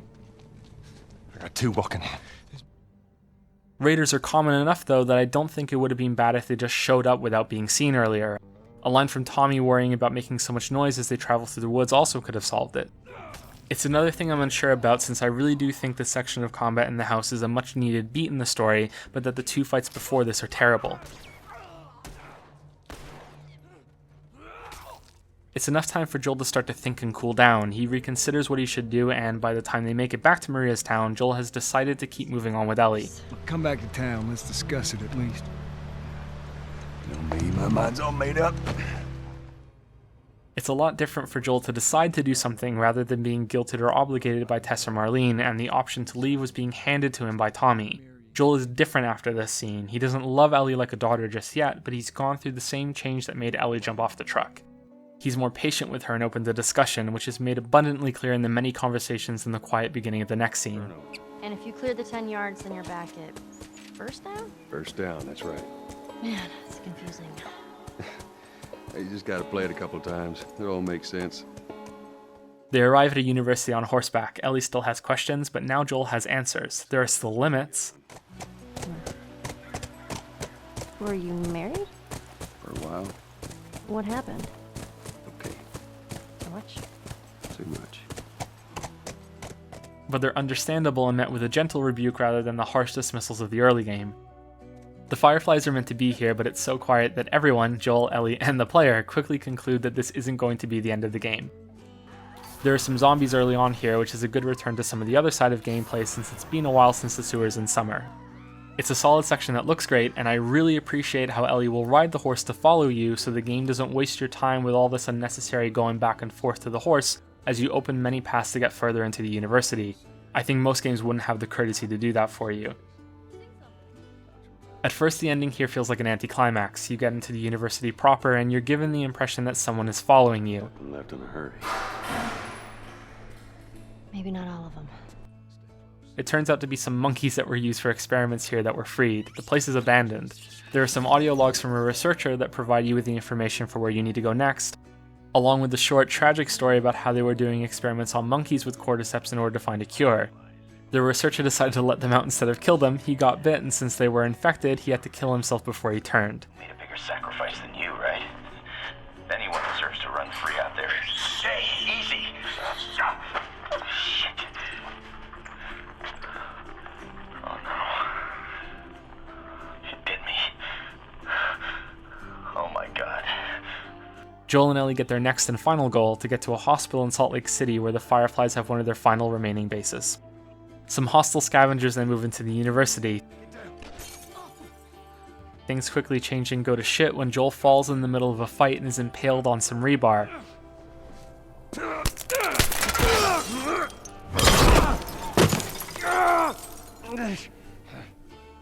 I wasn't expecting this to happen. In fact, I knew very little about what happened in the game when I played it other than one gameplay trailer with Joel and Ellie. So it was a surprise, and Joel is hurt so severely after just bonding with Ellie that I wondered if the game was going to kill him. It treats the injury as seriously as it is at least, and your movement is severely limited. Your vision of what's happening isn't clear either. Ellie has to save you a number of times while you struggle to line up a handful of shots. Joel is close to dying here, and I'd guess is being fueled by adrenaline more than actually being able to stand, which ends as you'd expect when it runs out and he blacks out on top of the horse.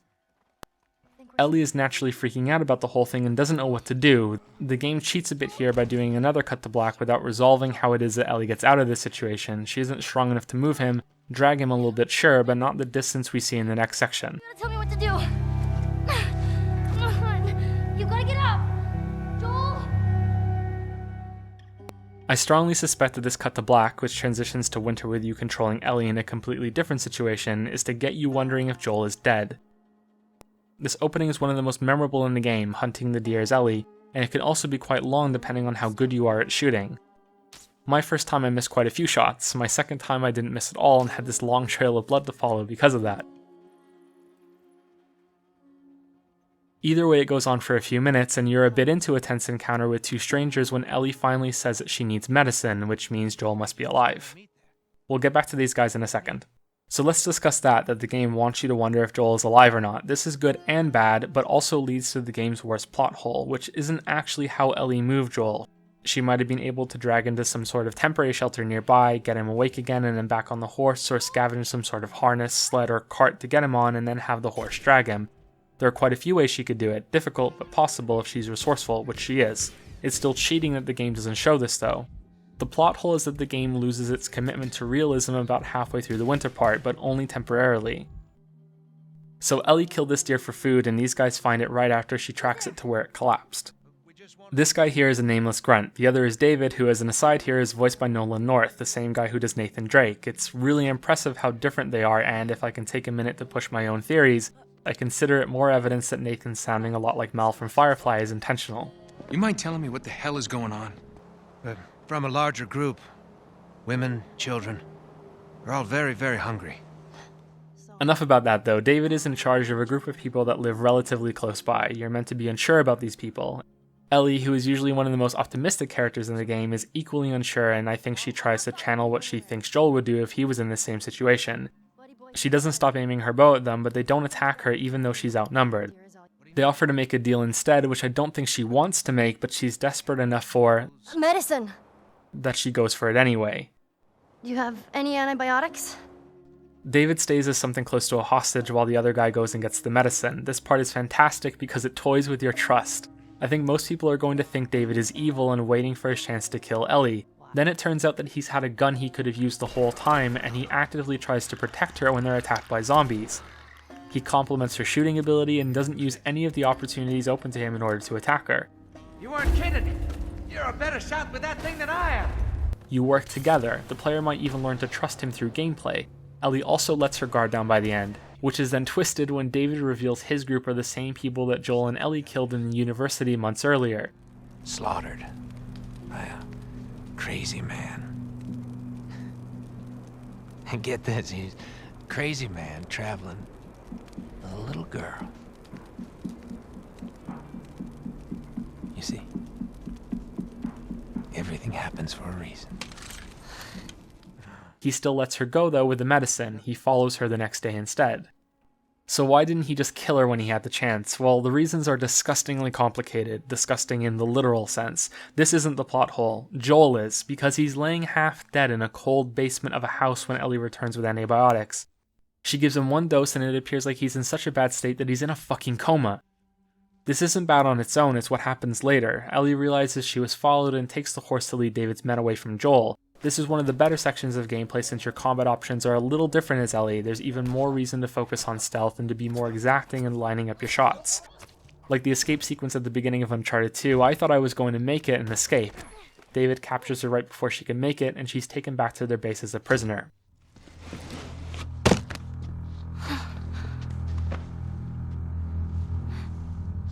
From here you switch between Joel and Ellie. The big problem is that Joel wakes up alone and is miraculously healed. He staggers a bit but is then perfectly fine to run, climb, shoot, kill dozens of people, and you get the idea. It's like he becomes Nathan Drake. Look, Winter is my favorite part of the game. I love the switch up from Joel to Ellie and how the game handles what is functionally its only villain in the form of David, but this issue with Joel sticks out. He shouldn't be capable of standing, let alone running and fighting. Like many of the problems we've discussed so far, the worst thing about it is that it could have been avoided. What I think is the root cause is that they wanted the player to wonder if Joel was dead, so they couldn't have any scenes with them together before the deer hunt with him being awake and maybe moving a bit, but still needing something to be fully healed. That he needs antibiotics is also bad. My guess is that this was written backwards. They needed an excuse for Ellie to be stuck with David. Joel being injured and needing something was the best fit, so they used that, but in the process made Joel's recovery so sudden that it ruins the game's believability. Maybe you don't care about this sort of thing. It didn't spoil the game for me. It didn't even spoil this section. I just wish that it had been handled better so that it could have been another great part of the winter portion, instead of something that I have to ignore in order to enjoy its better moments. Of which there are quite a few. There's the revolting revelation that Ellie hasn't been taken to be eaten like the butcher may have led you to believe, but to be, romanced by David. And you're special. Oh. Ellie remains defiant and brave and doesn't back down from him. Joel similarly shows a slice of his ruthless, violent past when he tortures two of David's men to find out where Ellie was taken in what is possibly one of the most badass scenes I've ever seen in a game. Mark it. It's right there. You can verify it. Go ask him. Go on. I tell you, I ain't lying. I ain't.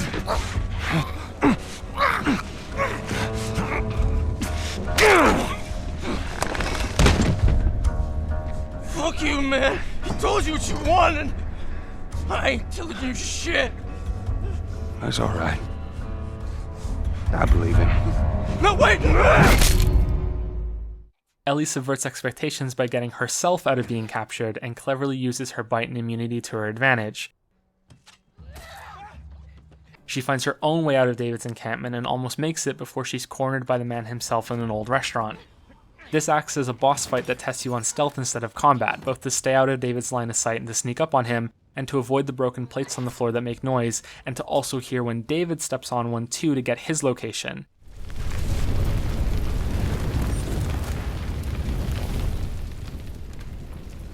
At one point you switch back to Joel, who fights his way into the same town, and I was expecting him to show up during this boss to help Ellie, and he doesn't.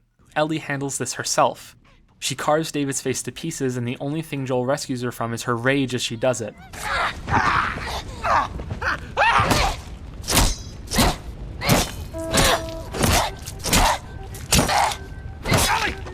Stop! Stop! Fucking touch me! It's okay. It's me. It's me. It's me. This is the final big change in their relationship. Joel fully commits to her as he calms her down and names her as his adoptive daughter. Oh, baby girl. You're my baby girl. It's okay. She realizes that he's not dead and that she isn't going to be alone. It's such a big moment for these two that we don't even get to hear it. Their voices are blocked from us before we cut to black and move to spring.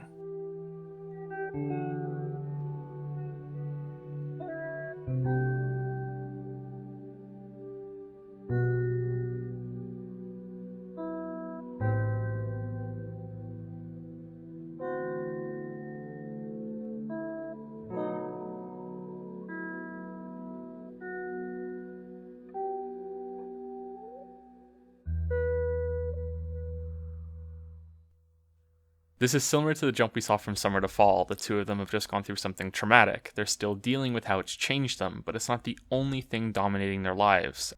Ellie is quiet in the first scene of spring, which is the shortest of all of the sections. This could be explained by her still recovering from what happened, but it's not that simple. There are still optional conversations that happen here. I dreamt about flying the other night. Oh, yeah? Yeah. Go on, tell me about it. And standing in such stark contrast to this that some have criticized the game for lacking any subtlety, you have the game's happiest, most beautiful moment early on here.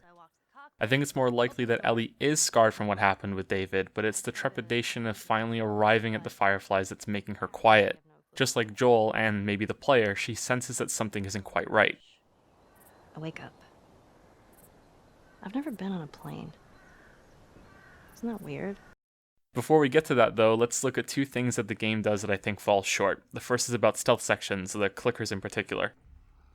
I like these enemies a lot. I also like that they require resources to kill silently, as it's another way that crafting is made more important and you're encouraged to go scavenging, as are the upgrades that make your shivs have more charges to kill more clickers with each one. These things are very sensitive to sound, and although it's true that the game is wrong when they say they see like bats... So what, are they blind? Sort of. They see using sound. Like bats? Like bats. If you hear one clicking, you gotta hide. That's how they spot you. This plot hole is rare in that I don't mind ignoring it because the name and clicking sound they make is distinct enough to be interesting, and that the enemy still makes a lot of sense. They're powerful and blind, just don't make noise. Maybe it could have been more interesting if it was based off of both movement and sound, so that you have to be silent while moving and that you have to be still when you hear the clicking start, requiring much more careful timing on the player, but it's fine the way it is in the game right now. It's the companions that break it, who are able to make as much noise as they want while they follow you. They even talk or use objects. This is bad early on with Tess and Ellie in the ruined city, but even worse when you're with Bill, who apparently has set up his main home right next to a whole pack of these things, which oddly makes sense since they don't seem to give a shit about him.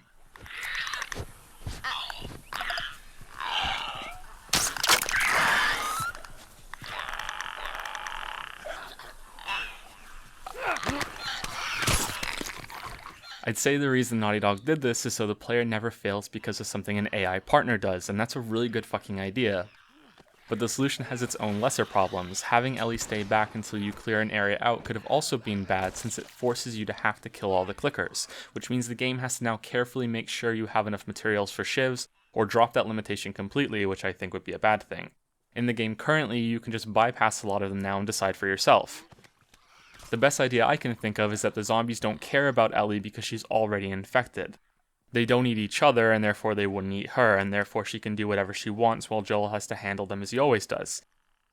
This unfortunately breaks the encounter she has with David, but then you could specify that it's only clickers that ignore her because they've progressed further into the cordyceps zombification and are therefore more sensitive to sensing it in others or something. That doesn't solve the parts when Tess or Bill make noise, but I think that only happens twice, and it also means that only one of the AI companions has to be careful about what they do or say.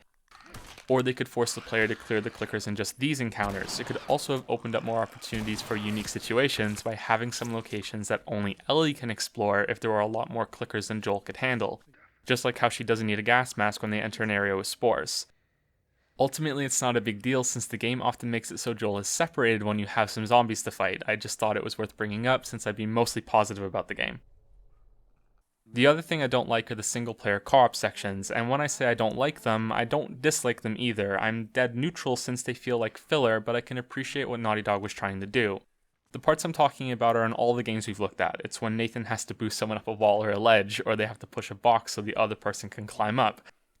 The same thing is used in The Last of Us a lot more, along with finding wooden pallets for Ellie to stand on to get across water since she's unable to swim. I throw some puzzles into this category too, such stellar moments like find the plank of wood, or set the ladder against the wall. These are boring, and the game has you doing each of them a few times. Sometimes I think they're there just so you're not walking through area after area doing nothing. Other times, like boosting up to a ladder, I wonder if they're hiding some sort of load time. The big thing I wonder though is if this constant back and forth with helping and then receiving help from these characters is some weird attempt at making you appreciate them. You're bonding with this teamwork and look, you're in control of it, which I think fails. It didn't work for me. I felt like I was being slowed down instead. So maybe I'm completely wrong here and it's just about load times and making areas feel larger than they really are. It is undeniable that the game makes some attempt at it here though. You arrive at the city, you speak with Ellie, you need her help getting a ladder from the second floor, you do the usual thing with the button prompt to call her, and nothing. For the first time, it doesn't work. She's distracted and moody. You have to call her over again. It's trying to show something at least, and that's what makes me wonder if there might be other reasons for all the fake co-op. Anyway, this is the beautiful moment I mentioned earlier. It was one of the most talked about scenes too when the game first came out. Oh my god. There's an advertisement earlier in the level about the city zoo having giraffes. In the 20 years since society collapsed, these animals have thrived as nature has started to reclaim the city. The zombie fungus only infects humans, so animals are largely unaffected. I think that's part of what the scientists were trying to prove with the infected monkeys at the university, that while carrying cordyceps, were not taken over by it. I really like this scene, and I don't agree with some other critics that have said it's too obvious or too blatant about one of the game's major themes. The giraffes look great. The shot of the city looking familiar and foreign at the same time is incredible. It's enough to break Ellie away from her melancholy, and it acts as a calm moment after everything these two have been through. Even Joel stops to admire them all, and looking at them isn't over until you pick up the controller and decide you've had enough. It serves as another type of calm too, the one that comes before things go to shit. A lot of things could be made better by having to earn them, whether that's through observation or thought, but not everything needs to be like this. Sometimes you can enjoy something for its simplicity. The next two parts are the most difficult encounters of the two main types of enemies, zombies first, and then humans with guns a little after that. I don't have much to say about the zombies, other than the flamethrower is overpowered against them, which ruins some of the challenge here, especially compared to the fight against human enemies. There's not much story down here either. Joel and Ellie work together to get through the underground. They probably should have turned back and found another way through instead of risking crossing this river of broken cars and buses, especially when Ellie still can't swim. It sort of works out in the end, so I guess it's okay, but it makes them look a little stupid. Whoa! Ellie, move!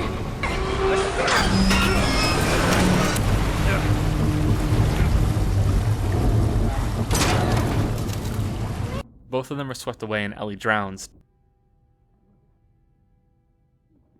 Joel tries to resuscitate her when two of the most idiotic guards in all of the Fireflies show up and knock him out when they clearly just witnessed them both coming out of the water. Again, it's not that big of a deal, and it is necessary in order to have this blackout transition to the Firefly base so you wake up inside of it. It's one of the lesser plot contrivances in the game.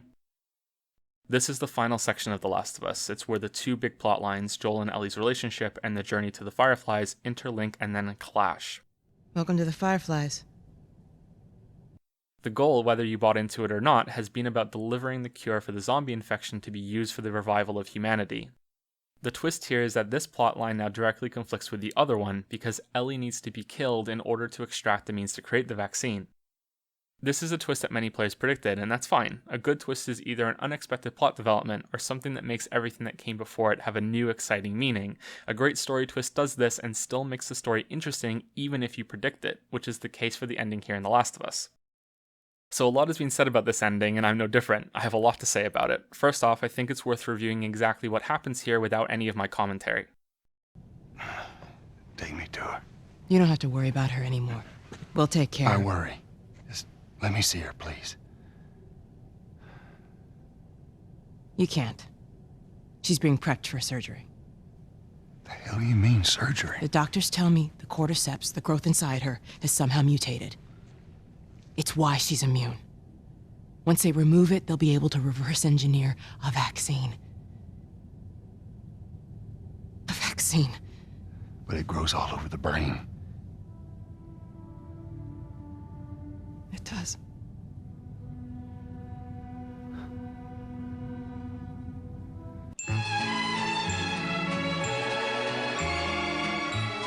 Joel wakes up. Marlene explains the situation. Joel refuses to go along with it. Marlene gets on her high horse named Morality and says there's no other choice. She threatens to kill him.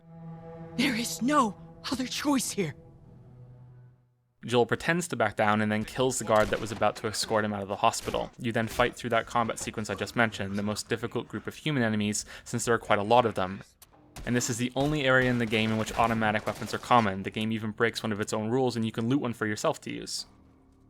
You fight your way through several waves of Fireflies. You then enter the operating room. There are 3 surgeons. Ellie is unconscious but alive on the table. One of the surgeons grabs a scalpel and stands in your way. The player is forced to kill here. The game will not continue until you do this.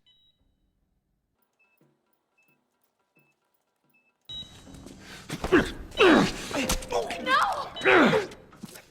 Joel picks up Ellie and you run out of the hospital under gunfire. An elevator takes you to safety in the parking lot, where Marlene is waiting as the final obstacle between Joel saving Ellie.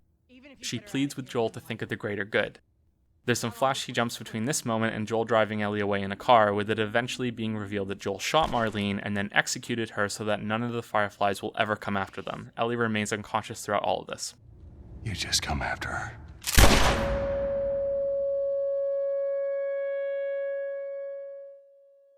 Alright, so that's all of it. Reactions to this ending have ranged from calling Joel a selfish monster that doomed mankind, to that he was right and justified in what he did, and somewhere in the middle with sure, he did do a selfish thing, but they still agree with it because they like Ellie so much. It's not an exaggeration to say that there are more than a dozen interpretations and reactions to what just happened. The big one for me is that a lot of it is determined on what choice you make at the end. If you've played the game, you're probably thinking, there is no choice to make, what is he talking about? You have to kill the surgeon. The game doesn't let you walk away. It's another part of the game that's on rails and needs a specific set of actions from you, and you're absolutely right about that. The real choice is whether or not you have faith in Naughty Dog's writers to decide whether or not this section is full of really stupid plot holes, or if they're intentionally in the game in order to support Joel's decision. So let's go through that. First off, the Fireflies are a bunch of amateurs that have no idea what the fuck they're doing. Marlene is near dead the first time you meet her. Her group was being squashed out of a safe zone that just Joel and Tess had a better handle of. This is an organization that's so mismanaged and desperate that it had to entrust the potential cure for all of humanity to 2 strangers, who also happen to be some of the worst thugs around that are doing the deal to get their stash of weapons of all things. This is a group that has continually been absent in every area they're meant to have under their control. They're losing bases and resources all over the place. The perimeter guards didn't even know how to handle a drowned girl and a man with both of his hands in plain view trying to resuscitate her, which almost resulted in that precious cure for humanity dying right there on the spot. Which, hey, if Marlene was smart, she would have just told Joel that Ellie died right there in the street and that they quickly did an autopsy to salvage what information that they could. It gets worse because you can't even trust their research staff of Nobel Prize rejects, because the last time you saw some of their work, it was a man so stupid that he managed to get bit by one of his own test monkeys that he had just infected with cordyceps. It bit me. Oh my god. And these are the people that want to work on Ellie. These are the people that think killing one of the rare few or only cases of someone with immunity to cordyceps is the right call, without even a day of observation or live tests or all of the scans that they could possibly think of before resorting to ripping the fungus out of her brain. Joel is not unconscious long enough for the Fireflies to have done even a fraction of all of the possible tests that should be ruled out before they have to kill Ellie. And to be clear, this isn't even about the moral dilemma at hand, it's about saving humanity. Killing her is forever destroying this one potentially unique instance of immunity. They are idiots who have no clue what they're doing by jumping to this irreversible procedure. The average IQ of the planet goes up when you kill this guy. No! Which brings us to the choice. Do you think that the Naughty Dog writers chose to ignore all of these really obvious things in order to make this an interesting morally grey problem? Or were they left in on purpose in order to make the Fireflies look like idiots so that Joel isn't that much of a crazed lunatic when he goes on a murder spree? There's a lot of support for this on both sides. The game has absolutely benefited from its ending and how much discussion it sparked. You could argue that it's worth the plotfuls for how much attention it got. On the flip side, the more you think about it, the more you realize that if the game is taking the Fireflies seriously here, and that it actually thinks they're making the right decision, then a lot of the game disintegrates and becomes a waste of time. Meanwhile, there's all the evidence I just provided that shows how much of a joke the Fireflies are, and how much Marlene might just be responding to pressure to take the last shot they have at finding a cure and gaining some legitimacy before they're wiped out. Unfortunately, the game doesn't say this clearly enough through Joel. He doesn't tell them to do more tests or to wait or to argue leniency. Instead, he goes straight to the argument that's the most personal for him, but he was just knocked out and unconscious. It's not fair to expect him to be thinking critically here. He's already worried about Ellie. Find someone else. There is no one else. Listen, you were gonna show me where... Stop. This may seem like I'm biased because I like the game so much, but I'm willing to think that it's this version that's intended. The reason for that is how Marlene and this grunt treat Joel like a piece of shit, with Marlene grandstanding and claiming that she has it way harder than Joel, which is invalidating a huge chunk of his life and the most recent events of the prior year he spent traveling at her request. They're so eager to send him packing on his way without any sign of the supplies that were originally promised to him, without any speaking of tests, and they have the audacity to act like they're giving him this huge gift for not killing him along with Ellie. March him out of here. He tries anything, shoot him. Don't waste this gift, Joel. There's even an audio log in which Marlene confesses just that. Her orders from higher up were to kill Joel, not let him go. So I have to conclude that they're desperate idiots who have no idea what they're doing, which makes this next section easy to justify. And it also scrubs away a lot of the discussion people have about whether Joel was right to kill them all and save Ellie. If there was a near 100% chance of a vaccine, and if the Fireflies took the time to explain how killing Ellie will result in discovering that with almost absolute certainty, then there'd be a good reason to discuss whether Joel is right or not. But as it stands now, I'm sorry to say that anyone who engages in that discussion with an attempt to actually judge Joel is overlooking how inadequate the Fireflies are at doing anything. And I kind of like that about the ending. It shows that they're yet another group that is just as lost in the world as Crazy Bill, the raiding hunters, and the slowly dying safe zones. It's places like the home made in the sewers and Tommy's newfound town that are the current hope for humanity, even though it's not going to be easy as the sewer section proves. Maybe it's explained in an audio log somewhere, but I'm not exactly sure why the Fireflies are even fighting what's left of the government. Except that it's become a habit after the early days of the apocalypse when the military was killing so many people to keep the safe zones viable. What happened here? Your fellow hunters do this? Cute. And no, my money's on the military. Why would they mow down all these people? You can't let everyone in. Both sides clearly think they're doing what's right. They think they're noble and idealistic and keeping humanity forward, but in a very real sense they're no better than the hunters. So that's the really long reason for why I think Joel is completely right in his decision to save Ellie. There's another question we need to address after this, but for now let's take a closer look at this area. There are two things I really like here. Both of them tie back to the very start of the game. The first is the presence of the soldier-looking enemies with flashlights and automatic rifles, which are almost the exact same visual as the guy at the start who gunned down Sarah. I consider this section to be the most difficult one in the game, and I don't think these two things are accidents. Joel is facing that exact same situation all over again, and he has the same thing to lose. This time he's capable of fighting back, and each one of these guys with one of the most lethal weapons in the game is difficult to take down. It makes each kill more meaningful and a higher chance for the player to notice this link back to the start of the game. Secondly, and directly related to this, is that the scene where you flee holding Ellie is the last time the player has control of Joel, and it's almost identical to the running you had while holding Sarah when you first take control of Joel. Which is why I said way back at the start that maybe the abrupt change from Sarah to Joel is worth it to tie the beginning and the end together. This time you make it. Ellie lives, Joel doesn't lose another daughter. The one thing I'm unsure about in this part is the surgeon. This may sound odd, but I have to wonder if Joel taking control of the game for a second would have worked better. Many have argued that forcing the player to kill this guy makes the scene carry more weight. But because this isn't actually a real decision, like I said, the game won't continue until you do this, I wonder if it would have been more profound if Joel thinks so strongly about this that, while keeping the camera perspective like you're still in control, he raises his gun and decides for himself. Either way, this surgeon isn't so innocent for reasons that I just went into too much detail on. More than that, he's so determined on killing Ellie that he's actively willing to defend his commitment with a raised scalpel, which isn't the kind of guy you'd want to turn your back to while you lift someone off an operating table. The scene ends with the jump back and forth between Joel's decision to kill Marlene and him lying to Ellie that the trip ended up being a bust. That immunity to cordyceps is fairly common and that it can't lead to a vaccine. We found the fireflies.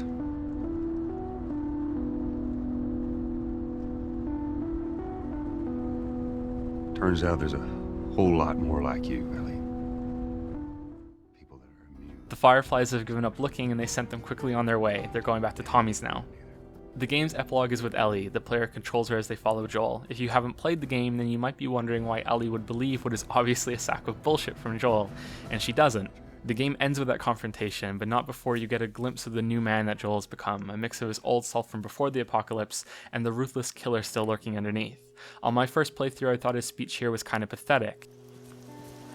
Don't think I ever told you, but Sarah and I used to take hikes like this.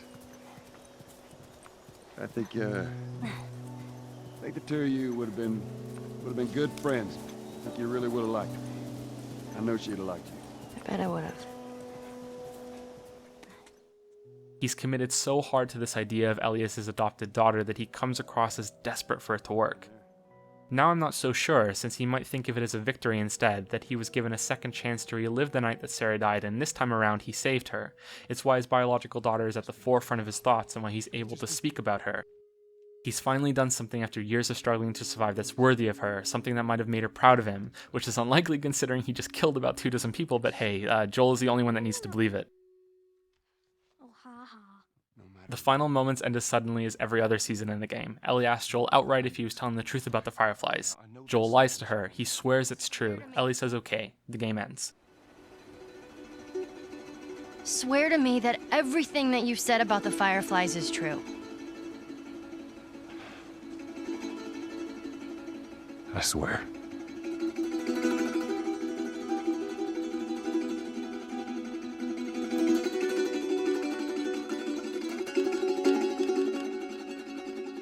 Okay.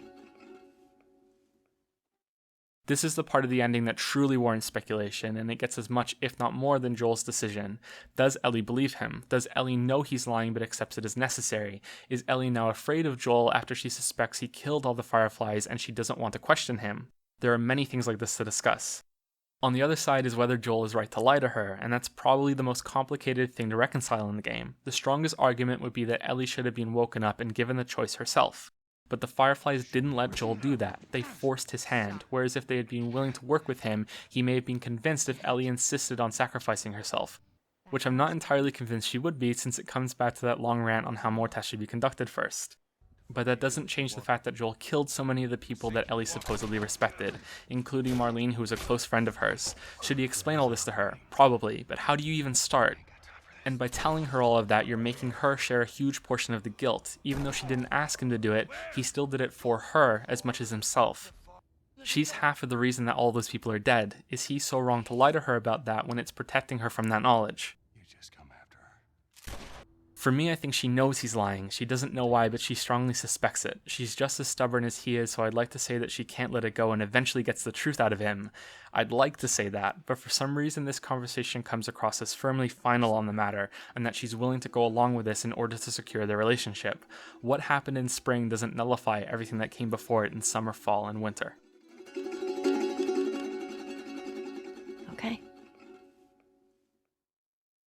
That's my take on it anyway, which may be wrong. I ended up talking about this game for a lot longer than I originally planned, and when I started this project I had no intention of even playing this game, it was just Uncharted. These games have been discussed a lot already, so I hope that I managed to bring some new ideas forward, or at least provide an acceptable alternative to playing the games yourself for those who are unable to, but want to get a taste for what they're all about. To return to some of the points made over the course of the video, I think that the second and third Uncharted games succeeded in almost every way in regards to the end experience they were trying to go for. A fun action movie wherein you get to act out a role doing some visually thrilling things. And just like action movies, it can be a lot of fun as you know what you're getting into and don't expect some high piece of art, both mechanically and in terms of story. That's the only area that I think they fall short of the intended quality, especially in Uncharted 3, which I suspect is the result of some gameplay set pieces dictating too much of how the story could work. Yet there are also those long sections like getting lost in a desert that seem to be only there for the story, so maybe they were given some semblance of equal importance, but weren't mixed together as well as they could have been. For The Last of Us, I want to state again that the primary reason I like it so much is how much work went into fixing that flaw I just mentioned. The story is taken seriously, and if gameplay sections were given priority over the narrative, then they did the best job I've ever seen in a game in making them fit together. The story being told isn't the best I've ever experienced, it's not even the best story in a game, but it's told at such a high quality with what I'd argue is the best acting in any game, and takes itself seriously and then lives up to that standard, that I feel compelled to commend it. The gameplay sometimes adds to this, but it's mostly above average, and I think that's okay. I think that Naughty Dog are the best in the business at creating narrative-focused, linear, entertaining games that are heavy on story and spectacle, and light on mechanical depth. For some people, that's the best thing that games can be. For me, I think there's some potential here to add some of that missing depth to incorporate some gameplay that adds to the story in unique ways that only video games can. Personally, I think that means a more reactive story with choices that try to be as invisible as the cues you're meant to follow in the set pieces. I think the 4 games we looked at here are constantly improving on what came before. I think that Naughty Dog are capable of pulling it off. The next video will be a similar run-through of Uncharted 4. The plan wasn't to spend so much time in each Uncharted game, but I started writing and this is what came out. The Uncharted 4 video was meant to be the longer of the two, but now I'm certain it'll likely be just as long as what we did here for just one of the games, about 40 minutes. Hopefully people enjoy it. I strongly recommend that you play the game yourself first before watching it. Let me know what you think in the comments below. I've started using Twitter more regularly to give updates on future videos, so if you're interested in that, you might want to follow me there. There should be a link on the screen along with the usual ones. I do similar updates on Patreon that you can read without pledging anything if you want to check that out, which is also the place that you can support the channel if you'd like to see more of these videos. Thank you so much for watching, congratulations on getting through it.